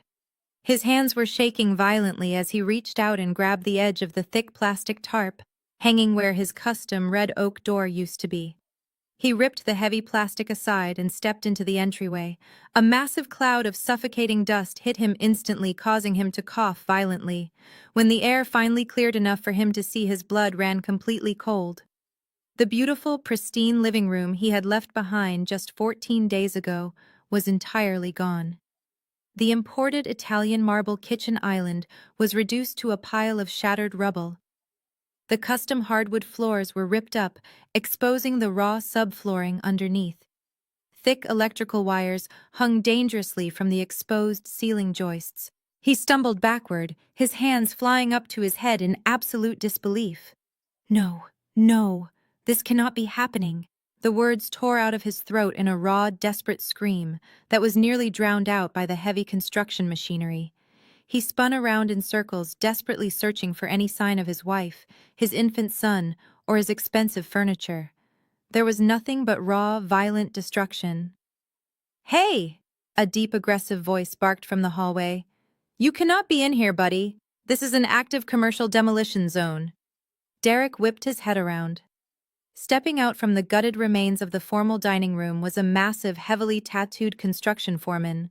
The man was easily 6.5 feet tall, covered in thick gray plaster dust, and casually holding a heavy steel crowbar in his right hand. He glared down at Derek with absolute contempt, clearly annoyed by the sudden intrusion. "You need to put on a hard hat or get off my property right now before I call the local police and have you arrested for criminal trespassing," the foreman warned, taking a heavy step forward. Derek straightened his posture desperately, trying to summon his usual arrogant corporate sales persona. He puffed out his chest and pointed a shaking finger directly at the massive worker. "You are not calling anyone," Derek screamed, his voice cracking with pure panic. "I am the one calling the police right now. This is my private property. I own this house. I live here with my wife. You are actively destroying my home. Stop whatever you are doing immediately and get your men out of my house before I press federal charges against your entire company." The heavy machinery on the first floor suddenly shut off. The sudden silence in the gutted room was deafening. The massive foreman stared at Derek for a few seconds before letting out a loud, mocking laugh. His deep chuckle echoed off the bare wooden studs. "Your house?" the foreman asked, wiping a thick layer of sweat and dust from his forehead. "Look around, pal. Nobody lives here anymore. The previous owner completely cleaned the place out and handed me the keys 4 days ago. Our corporate development firm bought this entire lot in pure cash. We closed on the property late last week. You are currently standing inside a commercial construction site owned by a real estate conglomerate." "That is a complete lie." Derek fired back, his face turning bright red with terrifying realization. "My name is on the mortgage. My wife cannot legally sell a marital asset without my explicit written signature. I will sue you for everything you have." The foreman casually hooked the heavy steel crowbar onto his thick leather tool belt. He reached into the back pocket of his denim jeans and pulled out a folded piece of thick legal paper. It was a standardized copy of the expedited commercial title transfer. He unfolded the document and shoved it aggressively toward Derek. "I do not care about your marital problems, buddy," the foreman said coldly. "I only care about the legal deed. We bought this property free and clear from a registered legal entity called Zenith Holdings. The female trustee signed the paperwork, took the massive wire transfer, and gave us absolute legal possession. Your name is absolutely nowhere on this document." Derek grabbed the paper with trembling hands. His bloodshot eyes scanned the heavy black text. Zenith Holdings. It was the exact name of the blind trust Sienna had casually mentioned setting up years ago. He had completely ignored it, assuming his name on the electricity bills granted him half the equity. The horrifying reality finally crashed down on him. She had legally sold the house right out from under him while he was drinking margaritas on the beach. He had never owned a single brick of this property. The foreman grabbed Derek by the shoulder of his expensive travel jacket. "Time is up, buddy," he growled, physically shoving Derek backward toward the plastic tarp. "You have exactly 10 seconds to grab your ridiculous silver suitcase and step off my curb before I have my crew throw you into that dumpster." Derek stumbled backward, bursting through the plastic tarp and falling hard onto his knees in the wet mud of his former front yard. Derek stumbled backward, bursting through the plastic tarp and falling hard onto his knees in the wet mud of his former front yard. The heavy silver suitcase tipped over beside him, splashing thick brown sludge onto his expensive designer travel jacket. He knelt there in the dirt, the rhythmic pounding of the demolition crew echoing behind him, completely unable to process the absolute collapse of his reality. He scrambled to his feet, his hands shaking so violently he could barely operate his cell phone. His first instinct was to call me to scream and threaten and demand answers for how I managed to orchestrate this massive real estate transaction without his knowledge. He quickly found my contact in his phone and pressed the green call button. He held the device to his ear, his heart hammering against his ribs in sheer panic. Instead of the standard ringing tone, he was met with a harsh, automated robotic voice. "We are sorry, but the number you have dialed has been disconnected or is no longer in service." He pulled the phone away from his face and stared at the screen in utter disbelief. He dialed the number again, pressing his thumb down hard on the glass. The exact same automated message played back to him. The terrifying truth finally began to sink into his arrogant mind. I had not just sold the house. I had completely erased myself from his life. I was a ghost, unreachable and entirely untouchable. He desperately needed to find me, but he had absolutely no idea where to even begin looking. The immediate realization hit him that he could not possibly return to his corporate office on Monday morning. He needed an emergency extension on his vacation time to hire a lawyer and track down his missing wife. He frantically scrolled through his corporate contact list and tapped the number for Richard, the Senior Vice President of Human Resources. He wiped a smear of wet mud from his forehead, clearing his throat to mask the absolute panic in his voice. He needed to sound professional, like a senior executive handling an unfortunate family crisis. The line rang twice before Richard picked up. Derek immediately launched into his prepared excuse. "Richard, it is Derek," he said quickly. "Listen, I know I am supposed to be back in the office on Monday, but I have a massive family emergency. My wife is having a severe mental health crisis and has done something completely crazy with our property. I need you to extend my personal leave for another week while I sort out this massive legal headache." There was a long, chilling silence on the other end of the line. When Richard finally spoke, his voice did not hold a single ounce of professional courtesy. It was entirely cold, calculated, and strictly legal. "Derek, you do not have any personal leave to extend," Richard stated flatly. "Your employment with this corporation was officially terminated with cause 48 hours ago. Your corporate email has been deactivated. Your security badges have been permanently revoked, and your company-issued laptop was remotely wiped and seized by our internal security team." Derek stood frozen on the sidewalk, the color completely draining from his face. "Terminated," he choked out, his voice cracking. "What are you talking about, Richard? I am the top regional sales director in the entire company. You cannot fire me over the phone while I am on an approved vacation. I will sue the company for wrongful termination." "You will not be suing anyone," Derek. Richard fired back, his tone turning instantly hostile. On Friday morning, the executive board received a highly detailed encrypted whistleblower dossier. It contained undeniable documented proof that you utilized our secure corporate vendor accounts to temporarily park and launder $80,000 in stolen funds. It also provided digital network logs, proving you used our corporate virtual private network to commit felony wire fraud across state lines. You implicated this entire corporation in a federal financial crime. We had an emergency board meeting and unanimously voted for your immediate termination to protect the company from legal liability. Derek felt the ground physically swaying beneath his feet. The air was sucked out of his lungs. The crypto investment lie he had confidently sold to me on the phone had completely backfired. Whoever sent that dossier knew exactly what he did. But Richard was not finished delivering the devastating news. "We have officially handed the entire encrypted dossier over to our corporate legal team," Richard continued ruthlessly. "Per our strict compliance regulations, we forwarded the evidence of your network abuse to the Federal Bureau of Investigation. They are reviewing it right now. If you step foot on our property, you will be arrested. Do not ever call again." The line went dead. Derek stood on the cracked sidewalk, staring blankly at his cell phone screen.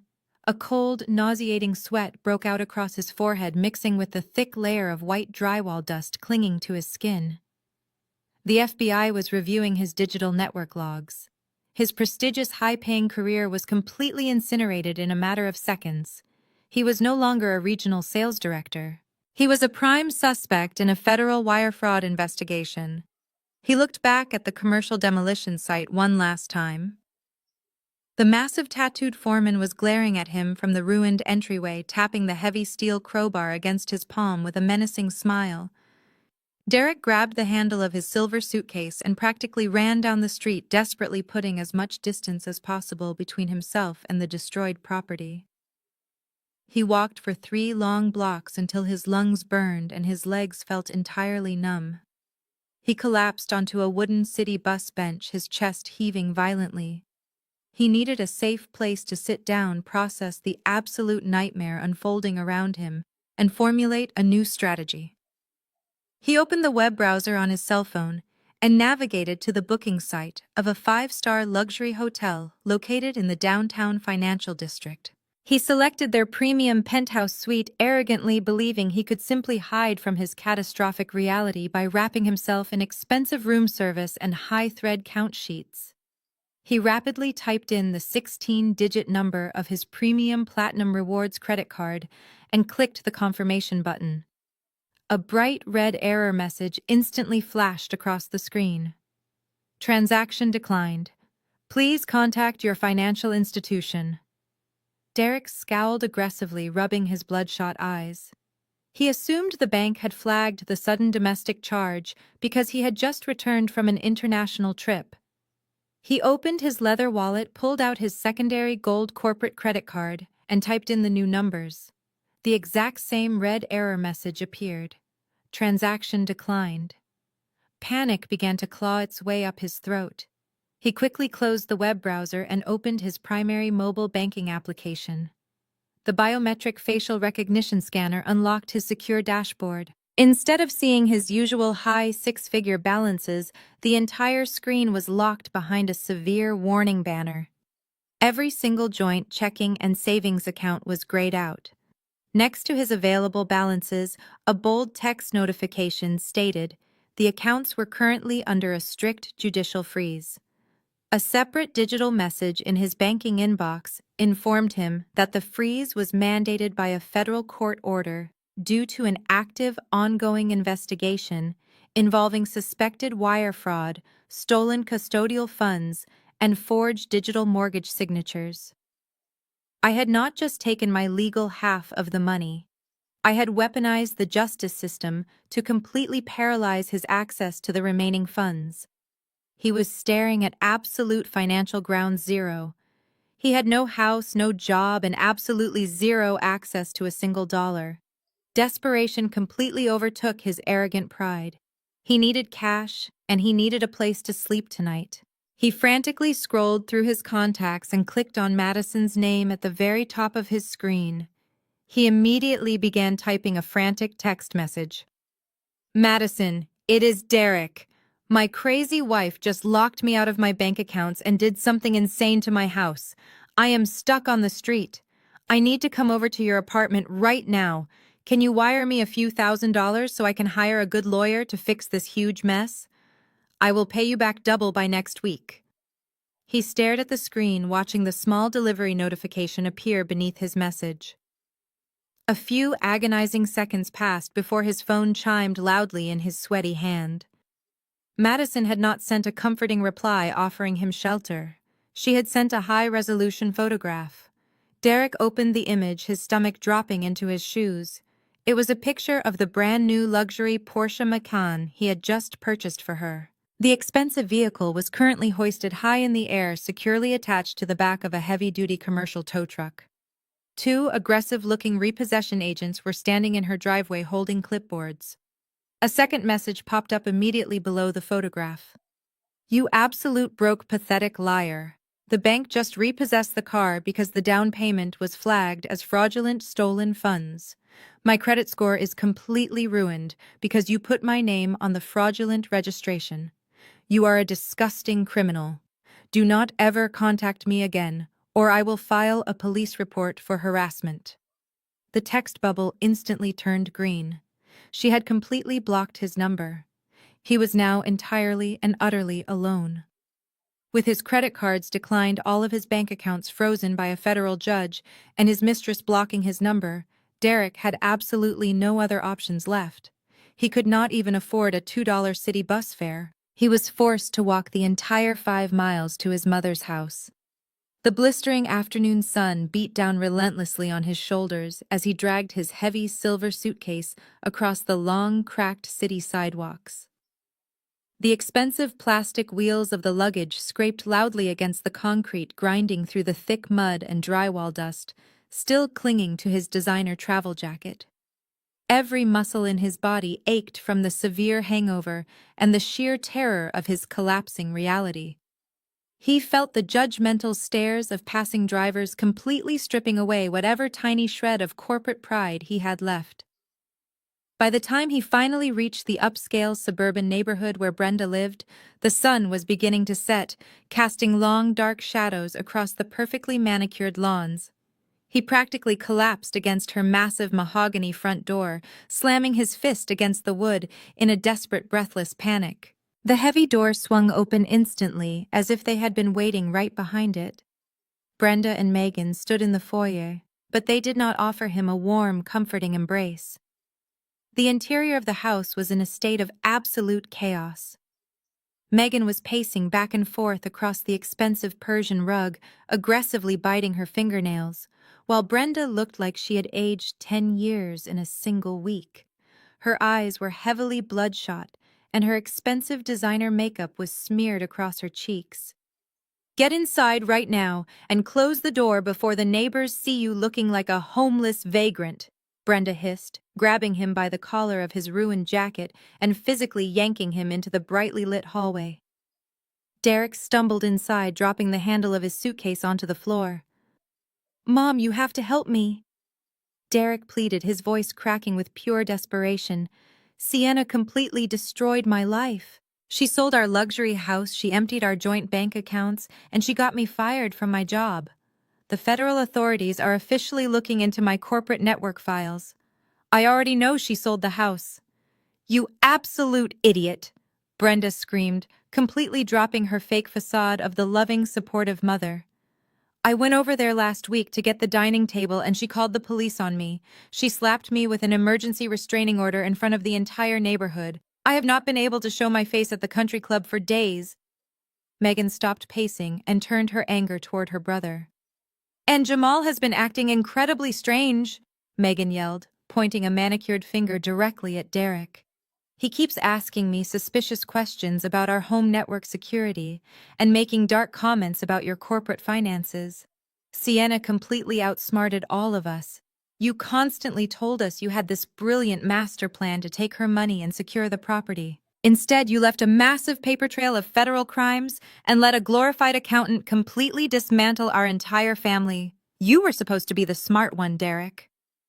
Derek wiped a layer of dried sweat and construction dust from his forehead, completely stunned by their absolute lack of sympathy. They were not concerned about his potential prison sentence or his destroyed career. They were only terrified of losing their own elite social status and their unlimited access to my financial resources. "Stop yelling at me and help me fix this," Derek demanded, his panic rapidly turning into vicious anger. "We need to find her right now. If I can just get her in a room, I know I can manipulate her into dropping the criminal charges. She is still my wife and she still loves me. I know exactly how to control her emotional weaknesses." Brenda let out a harsh, bitter laugh that echoed off the high ceiling. "You clearly do not know how to control anything, Derek," she snapped bitterly. "But you are right about one thing. We have to find exactly where that psychotic woman is hiding before she completely ruins us." Brenda aggressively marched over to her antique writing desk and snatched her premium leather wallet. She quickly pulled out her high-limit corporate platinum credit card and grabbed her cell phone. "I am calling an extremely elite private investigator right now," Brenda announced coldly. "I do not care how much it costs or what illegal digital methods he has to use to bypass her security. We are going to track down her new address tonight, and we are going to drive over there and force her to undo this absolute nightmare tomorrow morning." Brenda's premium credit card worked miracles. By 9 o'clock the next morning, the elite private investigator handed them a sealed manila envelope containing my exact new address. He traced the massive corporate wire transfer from the real estate flipping company directly to my luxury lease. Brenda shoved Derek into the passenger seat of her silver Lexus, with Megan aggressively buckling herself into the back. They sped out of their suburban enclave toward the forested hills. Derek spent the entire drive rehearsing his manipulation tactics. He was going to use our infant son as a psychological weapon, claiming my postpartum hormones permanently damaged my sanity. He planned to demand I instantly withdraw the corporate whistleblower complaint and unblock his frozen bank accounts. He genuinely believed his physical presence and his mother's screaming would shatter my confidence. They expected to find another standard suburban subdivision they could easily manipulate. Instead, Brenda was forced to slam hard on her expensive ceramic brakes. Her Lexus skidded to a sudden halt directly in front of the massive 12-foot-high wrought iron security gates of my new residential fortress. This was a heavily fortified enclave designed exclusively for individuals requiring absolute privacy. Two heavily armed tactical security officers wearing dark vests stepped out of the bulletproof stone guardhouse. Derek rolled down his window, attempting to project his usual arrogant authority. "Open the gate right now," Derek ordered, waving his hand dismissively. "We are here to see my wife. I demand immediate access to her private property." The primary security officer did not even blink. He calmly rested his hand on his tactical utility belt and looked down at Derek with absolutely zero expression. "Sir, this is private, highly secure property," the officer stated in a deep, unwavering voice. "You are not on the pre-approved digital visitor registry. Turn your vehicle around immediately and vacate the entrance." Derek's face flushed dark red. His fragile ego completely shattered by his job loss and sudden homelessness completely snapped. He pushed open the passenger door, aggressively stepping toward the armed officer. "Do you have absolutely any idea who I am?" Derek screamed, pointing his finger at the guard's chest. "I am a senior regional director, and that is my legal wife hiding in there." Brenda quickly unbuckled her seatbelt and stormed out of the driver's side, losing whatever country club dignity she had left. She marched right up to the heavy iron gates, wrapping her manicured hands around the thick metal bars and violently shaking them. "You let us in right now," Brenda shrieked. "She is holding my grandson hostage. I will have your security company shut down today."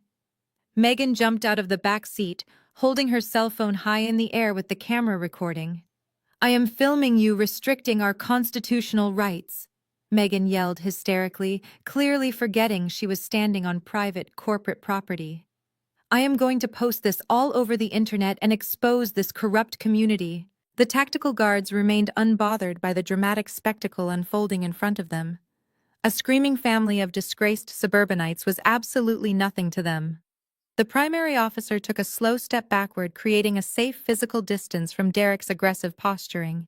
"Ma'am, if you do not release the gate and return to your vehicle in exactly 15 seconds, I will deploy chemical pepper spray and detain all three of you for criminal trespassing," the officer warned coldly.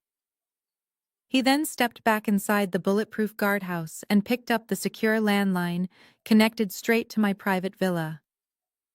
I was sitting peacefully in my sun-drenched living room, holding Leo against my chest and enjoying a warm cup of herbal tea. The sudden sharp ringing of the dedicated security phone on my kitchen island broke the silence. I placed my teacup down, walked over, and answered the call. "Miss Sienna." The deep voice of the head guard echoed through the speaker. "We currently have 3 hostile, uninvited individuals causing a severe disturbance at the main security perimeter. They are aggressively demanding entry and threatening my staff. I have already dispatched our secondary response unit to the gate. Do you want me to contact the local police department and have them officially arrested and removed in handcuffs?" I looked down at my sleeping son, feeling a profound wave of absolute power wash over me. The trap had worked flawlessly. They were exactly where I wanted them. "No, officer," I replied softly, a cold smile crossing my face. "Please do not arrest them just yet. I ask that you hold them exactly where they are. I am coming down to the gate to handle this situation personally." I ended the call with the security desk and gently placed my sleeping son back into his crib. The private nurse I hired for the week was already sitting quietly in the nursery reading a hardcover book. I told her I would be back in exactly 10 minutes. I walked into my expansive walk-in closet and quickly changed out of my comfortable postpartum loungewear. I put on a perfectly tailored navy blue blazer, crisp white trousers, and a pair of elegant designer heels. I brushed my hair, applied a touch of light lipstick, and looked at my reflection in the full-length mirror. I did not look like the exhausted, bleeding, terrified woman Derek had abandoned exactly 2 weeks ago. I looked like a senior corporate executive completely in control of her financial empire and her emotional state. I grabbed a thick legal folder from my mahogany desk and walked out the heavy front door. The morning air was crisp and refreshing as I walked down the paved pathway toward the main security perimeter. As I approached the towering wrought iron gates, the chaotic screaming of my toxic in-laws grew significantly louder. Megan was still holding her cell phone high in the air, like a weapon, while Brenda was violently shaking the thick metal bars. Derek stood slightly behind them, looking absolutely pathetic. His expensive travel jacket was permanently ruined, covered in thick gray drywall dust and hardened brown construction mud. His face was pale, heavily sweating, and etched with severe, undeniable panic. When Brenda finally saw me approaching, her eyes widened with malicious, unhinged fury. "There she is," Brenda shrieked, pointing her manicured finger aggressively through the heavy iron bars. "You ungrateful, psychotic woman! Open this gate right now and explain exactly why you stole my son's house and froze his joint bank accounts." I did not speed up my pace. I walked with deliberate, intimidating slowness, letting my expensive heels click sharply against the smooth concrete pavement. I stopped a few feet away from the gate, safely out of their physical reach. The two tactical security officers immediately stepped to my side, standing like heavily armed professional bodyguards. I did not yell back at Brenda. I did not even look at her. I kept my eyes entirely locked on Derek, watching the sheer terror radiate from his violently trembling body. I handed the thick legal folder directly to the primary security officer. "Please pass this to my ex-husband," I said calmly. The officer took the heavy envelope, stepped forward, and slid it through the narrow gap in the iron bars. Derek hesitated, his hands shaking so violently he could barely grasp the thick yellow paper. "Open it, Derek," I commanded, my voice projecting clearly and powerfully over the morning breeze. He fumbled with the metal clasp and pulled out the thick stack of official legal documents. Brenda and Megan immediately crowded around his shoulders, eagerly trying to read the printed text. The very first document was a formal legal petition for absolute divorce. Right beneath it was an emergency family court order granting me full legal and physical custody of Leo, specifically citing severe financial abuse and pending federal criminal charges. Derek immediately tried to execute his classic manipulation tactics. "Mom, do not look at this," Derek stammered frantically, trying to shove the thick papers back into the envelope. "She is completely faking these legal documents. She completely lost her mind after the surgery. She is trying to steal my money and frame me for corporate fraud because she is insanely jealous of my career success." I smiled coldly, stepping right up to the imposing iron bars. "You do not have any money, Derek," I stated clearly, ensuring Brenda and Megan heard every single word I spoke. "The house belonged to my private blind trust. You never owned a single brick of it, and you are not being framed for corporate fraud. You are being actively investigated by the FBI because you committed felony wire fraud." Brenda gasped loudly, grabbing Derek tightly by the arm. "What on earth is she talking about?" Brenda demanded, her voice suddenly trembling with genuine fear. "I will tell you exactly what she is talking about," I continued smoothly, systematically dismantling his entire false narrative. "While I was bleeding on a hospital operating table, your precious golden boy forged my legal signature to illegally apply for a $150,000 home equity loan using his secure corporate network. That is exactly why his company fired him 48 hours ago. But that is not even the worst part of his betrayal. He also deliberately drained $80,000 from his own newborn son's college savings account to buy a brand new luxury Porsche for his 22-year-old junior assistant.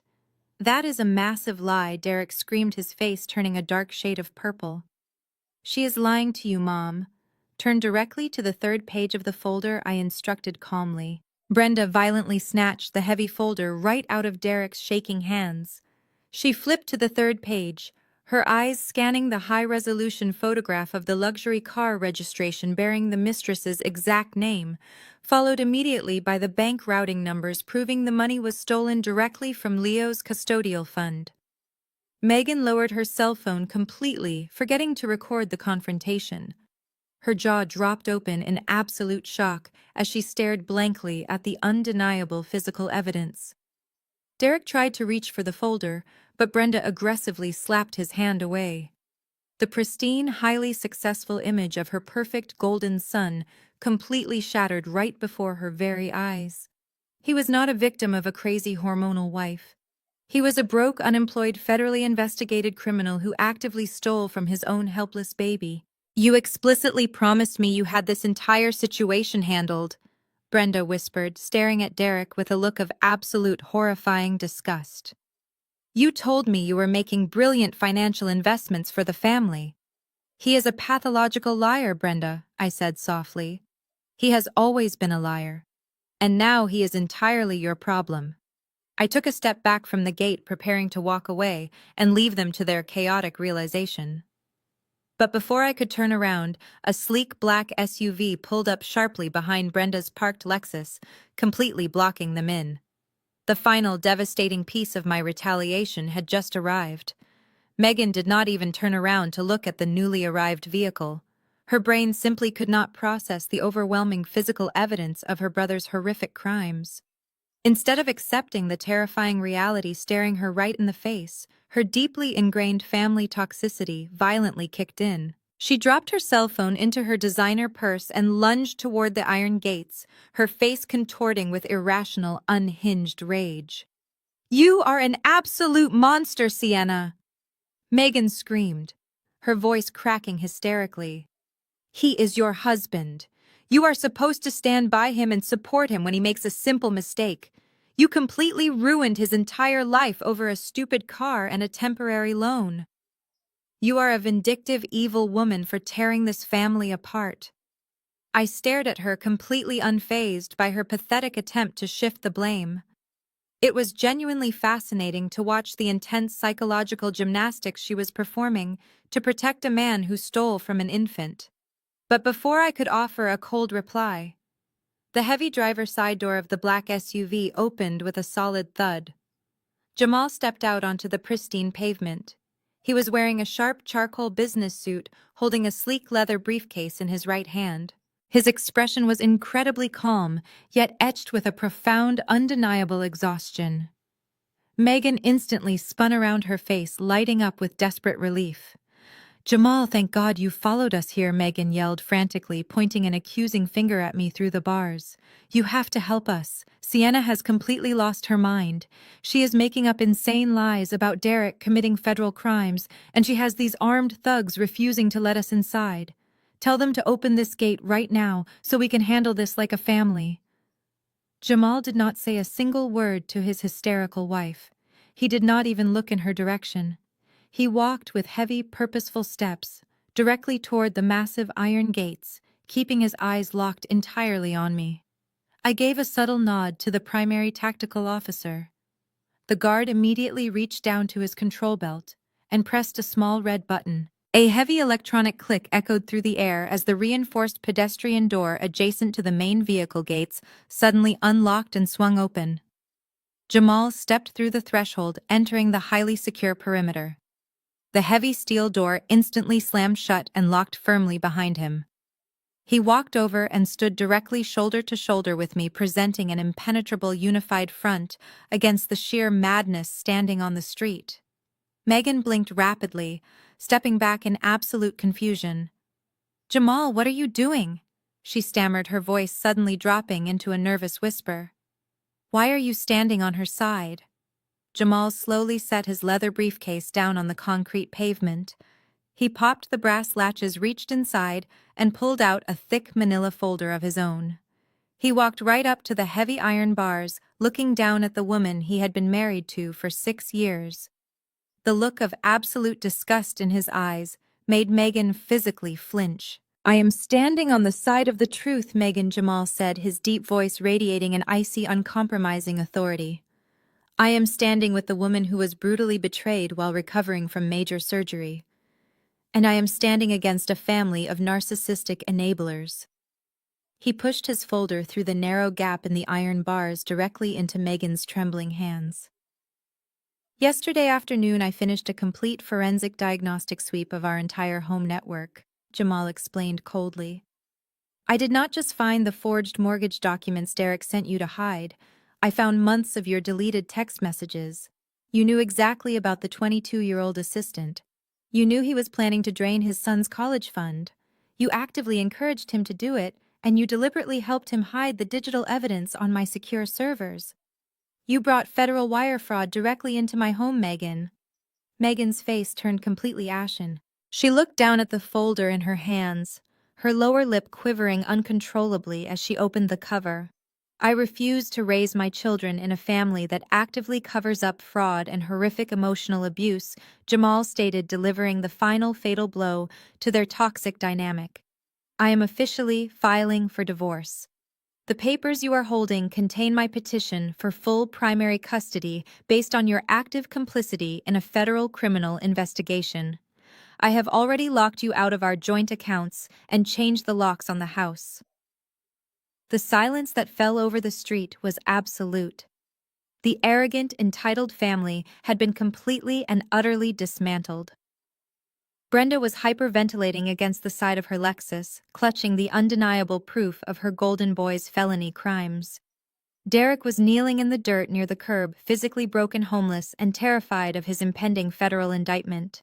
And Megan was standing frozen at the gates, loudly sobbing, as she realized her blind loyalty to her criminal brother had just cost her a loving husband, her beautiful home, and her children.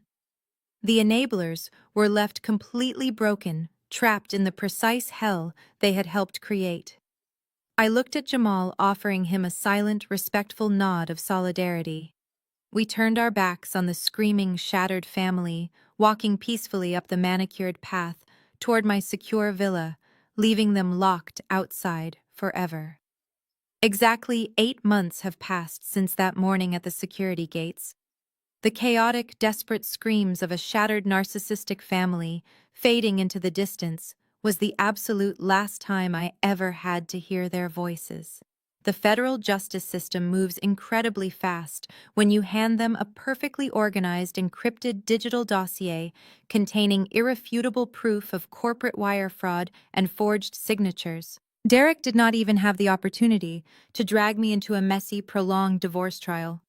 The Federal Bureau of Investigation formally indicted him less than 3 weeks after his catastrophic return from Mexico. Faced with overwhelming digital network logs and the forged mortgage application, his expensive defense attorney advised him to take a blind plea deal. The judge did not show an ounce of leniency to a man who stole from his newborn son to fund a luxury affair. Derek is currently serving a mandatory 3-year sentence in a federal correctional facility. He traded his custom-tailored suits and oceanfront cabanas for a standard-issue canvas jumpsuit and a concrete cell. His 22-year-old assistant never visited him a single time. Brenda completely destroyed her own life trying to save her golden boy. She liquidated her entire retirement portfolio, sold her luxury sedan, and maxed out multiple credit cards to pay for Derek's astronomical federal defense fees. When the money ran out, the country club socialites she spent decades trying to impress completely turned their backs on her.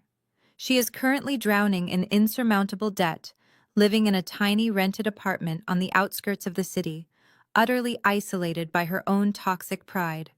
Megan suffered a similar, entirely self-inflicted fate. Jamal made good on his promise. He finalized his divorce, secured primary physical custody of their children, and legally removed her from the beautiful home they shared. Without Jamal's massive cybersecurity salary to fund her shallow lifestyle, she was forced to take a minimum-wage retail job just to survive. The entire family of enablers collapsed like a fragile house of cards the moment they were held accountable for their actions. As for me, I am sitting in the warm afternoon sun of my expansive private backyard. The gentle breeze rustles through the mature oak trees surrounding my secure luxury villa. I take a sip of freshly brewed espresso, relishing the absolute uninterrupted peace of my new reality. A few feet away on the manicured green lawn, my son Leo is happily crawling toward a pile of brightly colored blocks. He is almost a year old now, healthy, thriving, and completely shielded from the toxic manipulation that plagued my own childhood. Sitting in the lounge chair right next to me is Jamal. We share a quiet, knowing smile as Leo knocks over a tall tower of blocks and giggles loudly. Jamal is no longer just my former brother-in-law, he is my chosen family. We survived the exact same nightmare and we walked out of the fire together. He brings his kids over every single weekend, ensuring our children grow up surrounded by genuine love, absolute respect, and unbreakable moral boundaries. The financial empire I built is stronger than ever, and my blind trust remains impenetrable. Looking back at the bleeding, terrified woman sitting in that hospital bed, I barely recognize her. It is incredibly easy to let toxic partners and manipulative families convince you that you are weak, especially when you are at your most physically and emotionally vulnerable. They weaponize your exhaustion. They use your love against you. They rely entirely on your silence to maintain their comfortable, abusive illusions. But the moment you finally realize your own inherent worth, their absolute power completely evaporates. You do not have to tolerate disrespect just because you share a history, a marriage certificate, or a bloodline.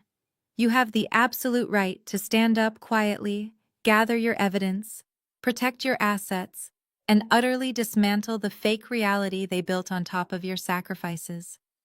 Sometimes the most powerful thing you can do is refuse to scream back. Sometimes true justice is simply walking away and letting them drown in the consequences of their own horrific actions. If you are currently sitting in the dark wondering if you have the strength to leave a toxic relationship or sever ties with a manipulative family, I am here to tell you that you absolutely do. You are far more capable and intelligent than they want you to believe. I want to hear from you. Scroll down to the comment section right now and share your own stories of survival. Tell me about the exact moment you recognized your worth, set an unbreakable boundary, and finally walked away from a toxic dynamic. Hit that like button if you believe in protecting your peace at all costs, and make sure you subscribe to the channel so we can continue building a community of strong, fiercely independent people who refuse to be victims. Your new life is waiting for you on the other side of your fear. Go out there and claim it.